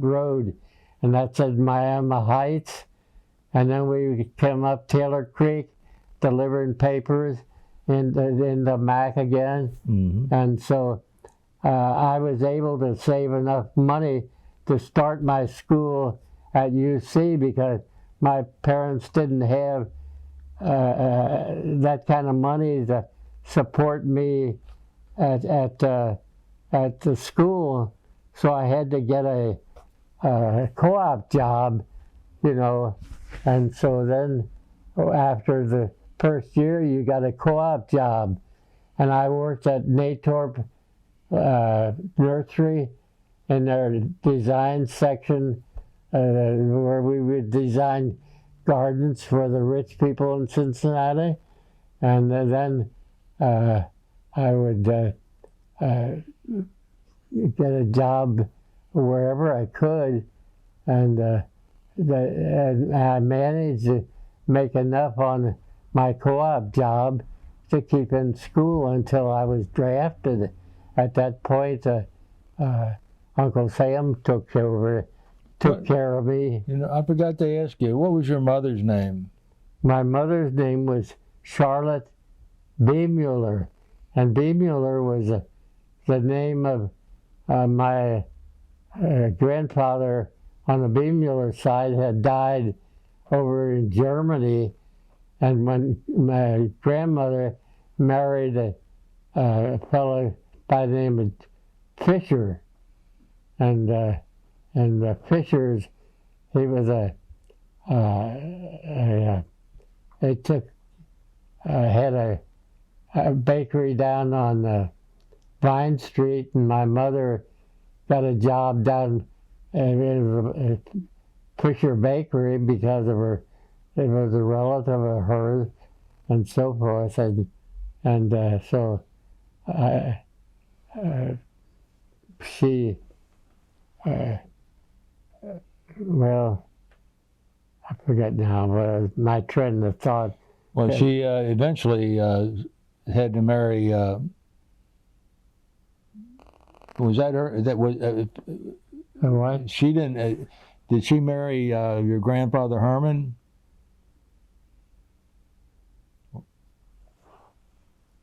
Your mother's name again was what? Was Charlotte Beemuller. Right. And that was her maiden name. That was her maiden name because she carried her name. They came over from Germany in 1907. Okay. And my grandmother had 3 kids, and my grandfather, who was an outsider at the time, he had 3 kids. So they came over with 7 kids. They then had a kid of their own, and they got a house full then, Herrmann's. But the reason in those days you married, you might say, almost the neighbor, because transportation was by foot, and you could only go as far in one day as you could walk that night. Right. And so they managed to. My father's family lived down on Shepherd Creek, and my mother's family lived up here at North Bend and West Fork. And so that was within walking distance. Right. So my mother had a sister named Katie, and my dad had a brother named Gus. And so my dad married into the Fisher family, and the Fisher family married into the Herrmann family down on West Fork Creek. And so when my mother and father got married, they lived with my grandmother for a little while, and then they bought this house on Washington Avenue in Cheviot. So they sort of separated at that point. My uncle, he moved out on Springdale Road, and my grandfather, he lived in we lived in Cheviot all my life before I went into the service. And so that, so I and our family all lived around Montford Heights or Cheviot or Mount Airy all our lives. So I see Brian has a few questions. Well, what's that? I thought Matt had a couple questions. Okay. Well, I just wanted to know if you wanted to show him a picture of the nose art, Marianne, and this other page. Yeah, that's a picture of Mariana. Yeah. And on that other page is his location. That's a picture of the Mariana. But that's the P-47, and that was at Biblis Airfield.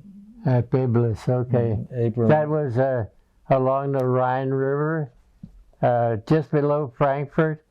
I'm not sure if there was a town named Biblis or whether we just named it Biblis or what, but now that in the back of the book is This has got a listing of all the bases. bases. We basically moved our base, I think I was at something like 13 or 14 different bases because we moved every month or so when we got overseas, and even being around the States here, we had 2 months at this base and then we'd move on to the next and then we'd move, so we kept on moving all the time. And so that's why there were so many different places I stayed. Now, and most of these bases in the country here were at permanent bases. When we got overseas, almost everything was at a new base. Temporary or a new. Yeah. Yeah. Hey, Pat? Did you ever have any P-51s at any of your bases? P-51s? Yeah. No. You were always. A P-51 was an escort plane that's basically, they'd escort bombers and everything like that. And so the Lightning, the P-38s, and the P-51s were basically escort airplanes. But they were never. None of them were ever. They did very little low-level planning, and that was because if they got shot down anywhere in the coolant system, they were done for. Now, as I said, we could have the top of the engine blown off, and that thing would still bring us home. And I'm very thankful for that part of it. So you said sometimes you would go out in groups of 4 and sometimes 8. What was the most frequent, 4 or? the most was 16, and that would be on sort of an armed recce thing, where you'd go out and have different targets, maybe, or maybe separate for some reason, but usually we would have either 4, 8, 12, or 16, and all this depended on what was the target, whether it was worthwhile sending, additional planes. Now, the P-47 had a smaller range than the Lightnings and the P-38 because they carried more gasoline in that. Now, ours were basically what I'll call short range, which was 300 miles or less. And you were heavier, weren't you? Yes. And so, but with a bomb load and full load of fuel, our plane could carry 15,000 pound load. And that included the bullets and bombs and everything. 15,000 or 1,500? Yeah. And there were 15,000 because the 15,600 that were built. he's talking about 15,000 pounds of fuel. Each gallon of fuel is 6 pounds. 6 pounds per gallon is what the weight is. 6.6 of aviation fuel weighs a pound, right? A gallon weighs. I A think gallon is about 8 pounds a gallon. So if we had 400 gallon, now normally we would carry maybe 300 gallon. If we were going to be short trips, we might carry less or more depending on what our target would be. What was your cruising speed? What was your cruising speed? Cruising speed was normally somewhere between 250 and 300, and so our range was, you might say, around 300, and but once we dropped our target, dropped the bombs on our target, we again, were free to go down on deck and get anything that we could find, and I often put myself in the shoes of these present orders. Don't shoot until you're shot at. It's too late sometimes to do that, and so we had no restrictions whatsoever. Thank you. I was wondering, did you know when you were going to the service that you wanted to fly? Is that something that was a goal? What? All right. What? Did you know when you went in the service that you wanted to fly? When I got into the service, Yeah. no, this came about because I knew if I let myself be drafted, I might be drafted by the Navy, and I couldn't swim. So I thought it was mainly I had to get into some kind of where I could get back on land. And so when they asked for volunteers, I thought it would be best for me to volunteer and choose my own branch of the service rather than be assigned to something like that. So that's why I went down to Lexington to sign up in the reserve as a reservist rather than be drafted and be in some kind of a service where I knew if I got shot down, I would either drown or do something else. But so I volunteered, and that's why I ended up in the service where I did. Well, how early in your training did you know you were going What's that? to be flying? How early in your training did you know you were going to be flying the 47? I didn't know I was going to be flying the P-47 until I got over on Corsica. And when the plane flew over the base over there, I looked down and that was a strange plane to me. And I'd never seen one. As I said before, it was a new plane out, and they were phasing out the P-40s that Chanel flew in China. And so that's why they said when we landed, get into the plane this afternoon and get acquainted with the controls and everything, because tomorrow you're going to take this thing up. And that was a sort of a strange feeling, getting into a plane that you had never seen before, but luckily, as I said before, the first time I took it off. Taking off in a plane is really no big deal. You get up to a certain speed and you just pull back on a stick and away you go. But the landing, you have to know at what speed that plane is going to stall out, and when you stall out, you better be near the ground. And so I went up to 10,000 feet, and I slowed down to put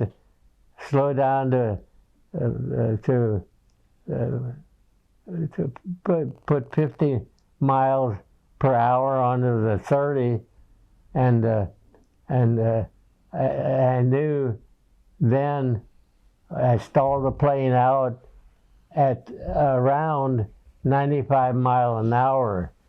So on the approach, I always try to maintain around 90 miles an hour. And that 95 mile an hour, when it slowed down, why, it would bounce.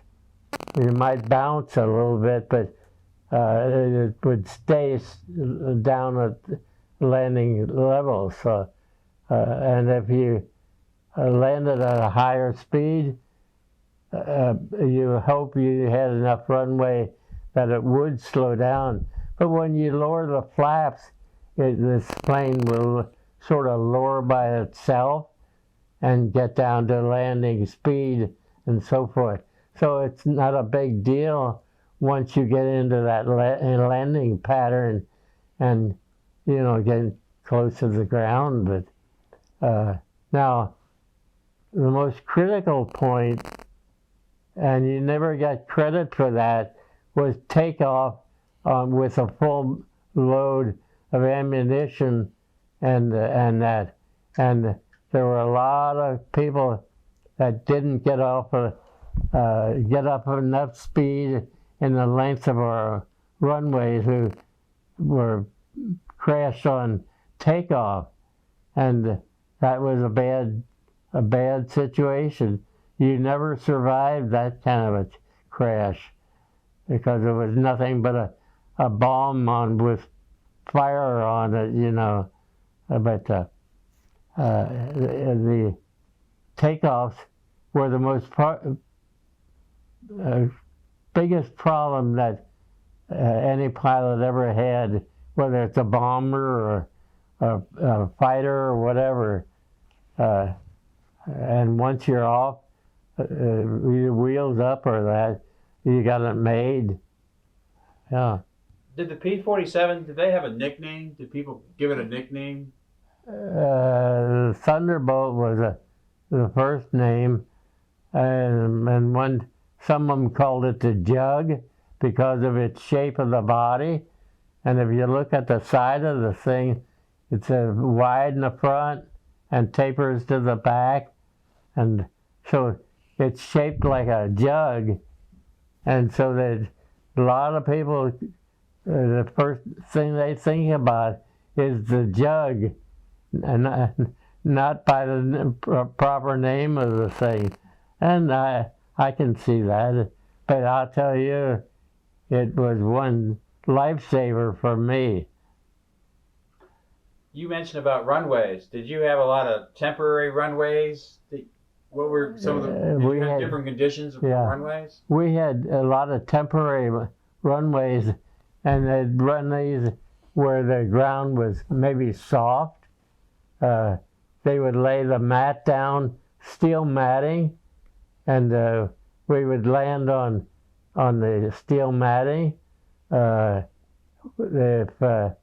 like in Italy, where the ground was real soft, we had to have the runway steel matting, but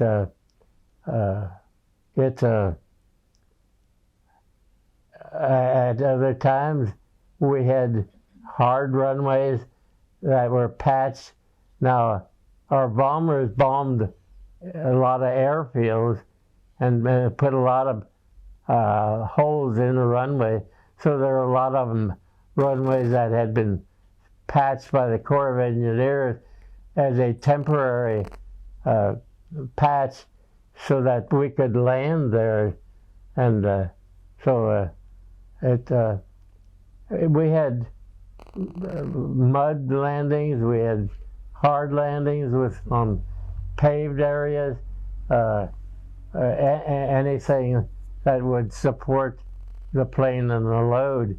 Now in Italy, we many times we could not take off because we couldn't even get the plane out to the runway because of the mud and that. And but you know, you would fit the conditions what was available for you to keep operations going, and regardless of what the condition was. Did you fly some of these missions in bad weather? To fly missions in bad weather? Generally we would, in real bad weather, we were grounded. If there was no chance of any visibility, you know, like holes in clouds or something, where you could climb up through it, and then you would be over the top of a layer of clouds, and hopefully you'd have an opening when you came back. But basically, on the Battle of the Bulge, no planes could take off. We couldn't take off. A lot of other planes couldn't take off until the weather lifted, and we were able to send up planes to intercept supply lines from Germany into planes to the German troops that were in France, and trying to surround our ground troops. And once the clouds lifted and the planes could fly again, why, that turned the tide on the Battle of the Bulge. But basically,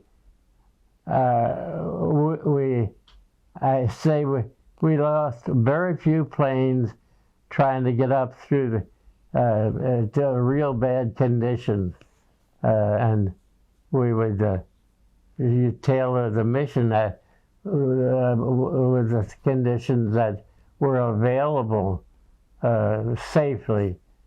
Well, I got 2 more questions, and I think your daughter's got 2 more questions. And I got 2 more. I was wondering, you're in Italy. Did you have much contact with local Italian people, the natives? Did you go into any towns or villages, or? They worked at helped keep the place clean once in a while. And they would help in the food section, help prepare that. But basically, there was no we stayed in this so-called home, this private home, the back section of where these people lived, and we had pretty good indoor facilities there, and outside was the comfort station and things that were necessary to be outside, but there was always some place that we could move our facility, and we tried to stay with in permanent facilities, but they weren't always available, and you'd I'd say hole up where you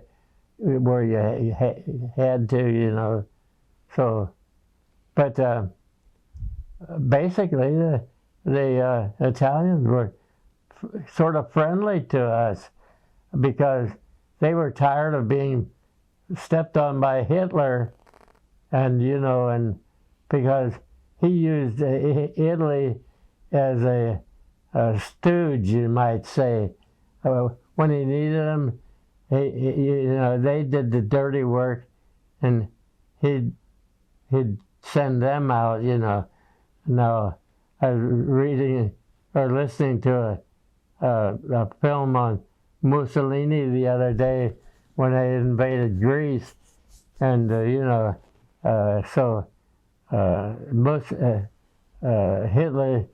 at that point sort of took over, and he would tell them what to do. So the Italians, as I said, they helped us.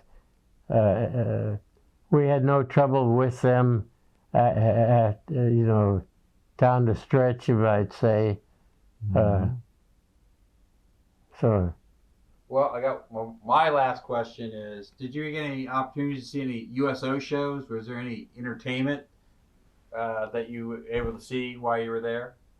The only person that ever turned up to visit us was this a lady representative from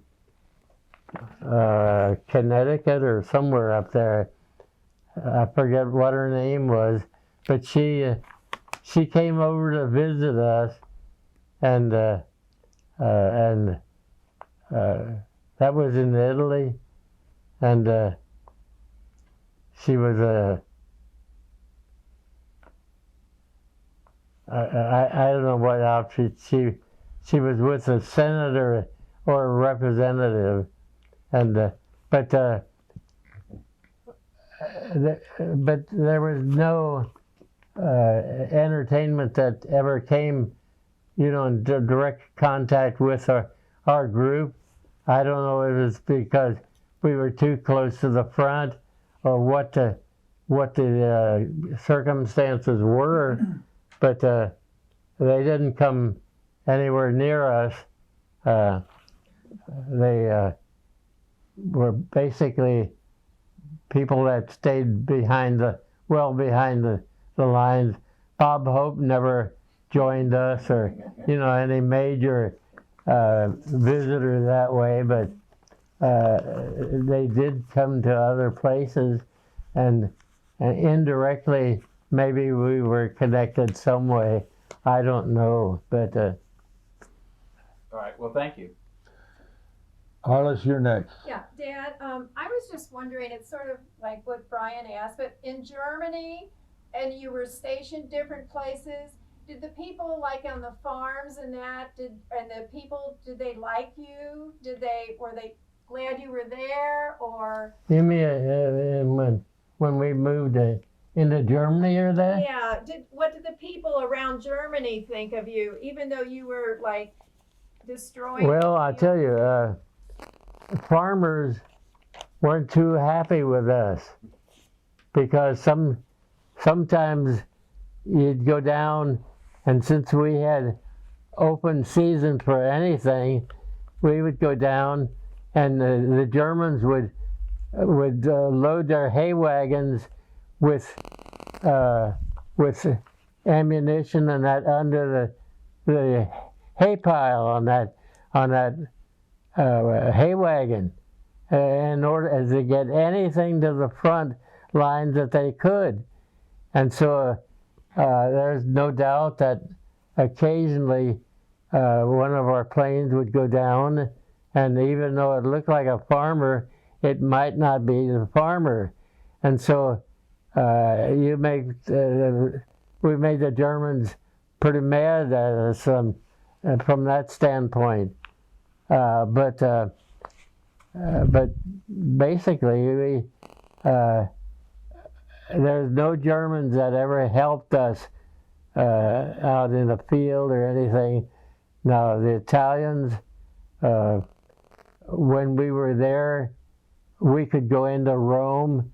We could visit anywhere in Rome, and they had an officers' club there, and they had Italians, people working there, and the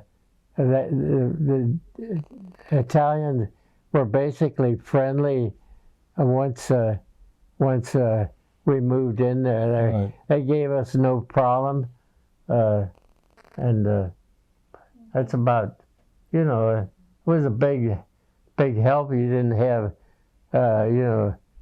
somebody stabbing you in the back Right. from another section like they would in Germany.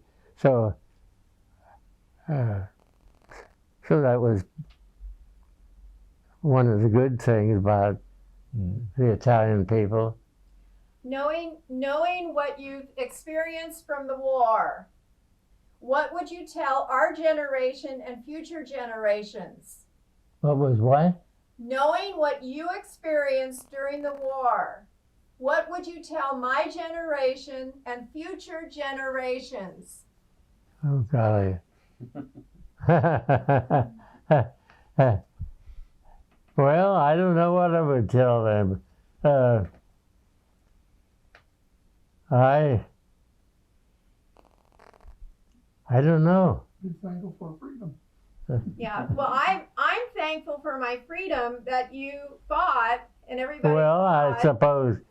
I suppose a lot of people aren't not aware of what went on during the war, and what had to be sacrificed, and things like that. Now, if you go right down the line, you can say, everybody should be darn happy that we won that war, and that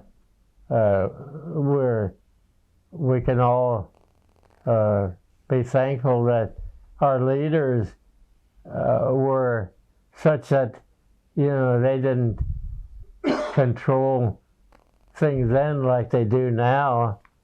But hopefully we're in this for the better now, and that we've somehow been able to turn it around and make people aware of, you know, what's, and I realize communications right now, we know just about everything that's going on in the world, and that we're taking care of things as they should be taken care of, and but I don't know what to. Well, I do want to thank you for your service. Well, all I can say is that I'm glad that I was able to survive the war, and that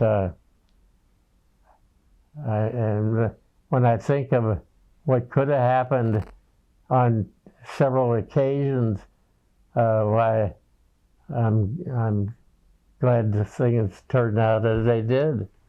Yeah. So I want to ask you 3 questions. Did you ever fly up to Brenner Pass? Fly what? Did you ever fly to Brenner Pass? Yes, yes. That's like flying down in the Grand Canyon, and we went up with a bomb load.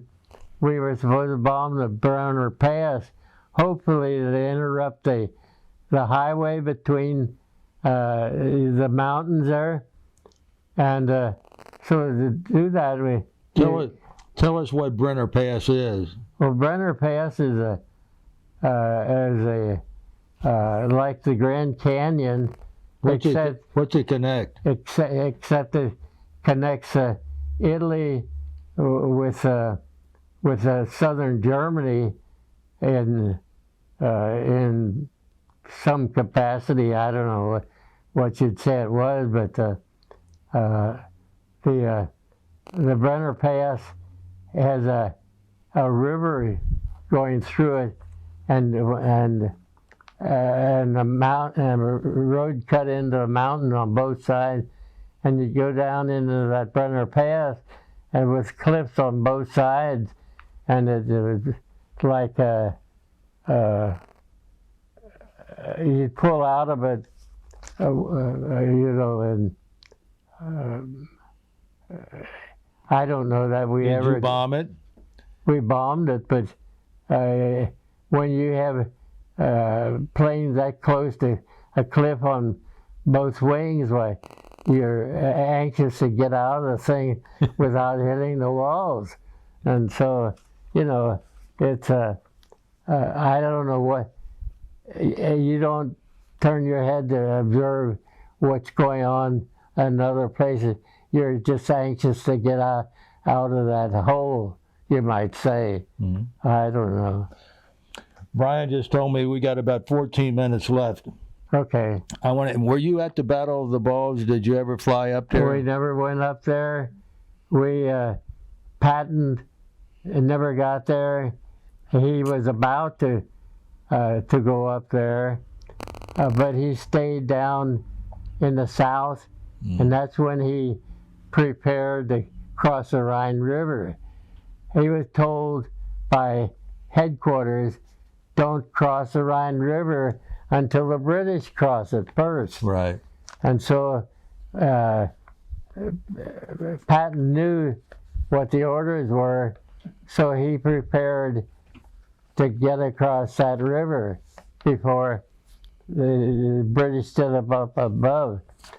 So he didn't go up to Battle of the Bulge, but he planned his invasion east of the Rhine River that one night when he moved his troops from the west side of the Rhine River to the east side. and he got a foothold over there.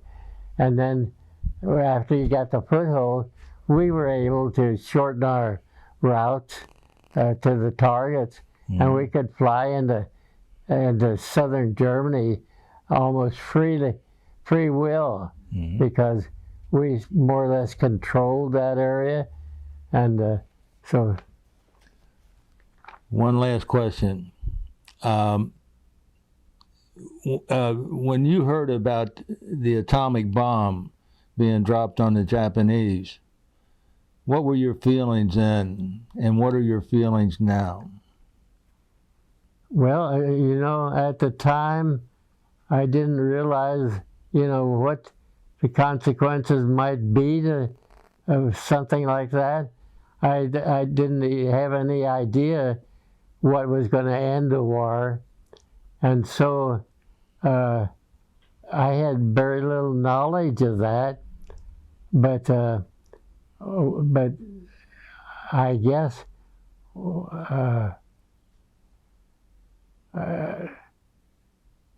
I really don't know what my feelings were at the time, but I was on my terminal leave. At that time, I had 30 days off, and I guess I didn't pay a whole lot of attention what was going on, but somehow our troops here managed to merge with other groups over there, and as you know, I was out of the whole facility of the war when on the day VJ was held in Japan, and at that point I was on the way, more or less on the way out of the service, so I really didn't pay much attention to what was going on. All I knew is that I was out safely, and therefore I didn't. I was anxious to get back in my so-called rut and finish my education and get to work. I picked up this co-op job again and managed to get a few more bucks in my pocket, and that's where I finished up. Well, I hate to say it, John, but we've run out of time, but I sincerely want to tell you, Hey, it's been an honor and a privilege to meet you, and I want to thank you for this interview, and I want to thank you for your service to our country and your patriotism. okay, thank you very much, sir. Thank you, John. I'm sorry that I got forgetful certain times, but Don't be sorry about that. You did wonderful. But you did help me get off of the hook once in a while, and I hope that everything goes well with this country now. I appreciate, everything this country has done in some minor way, maybe, to help build a better society, country. Let's start with that, and I hope that somehow what we've done in the past will lead us into a better relationship with certain countries, and let's get we don't need it anymore. Conflicts anywhere, I don't think, but we certainly deserve something better, and we've been ahead in the past, so hopefully everything works out fine. Well, because of people like you, we hope so too. Hey, Thank you.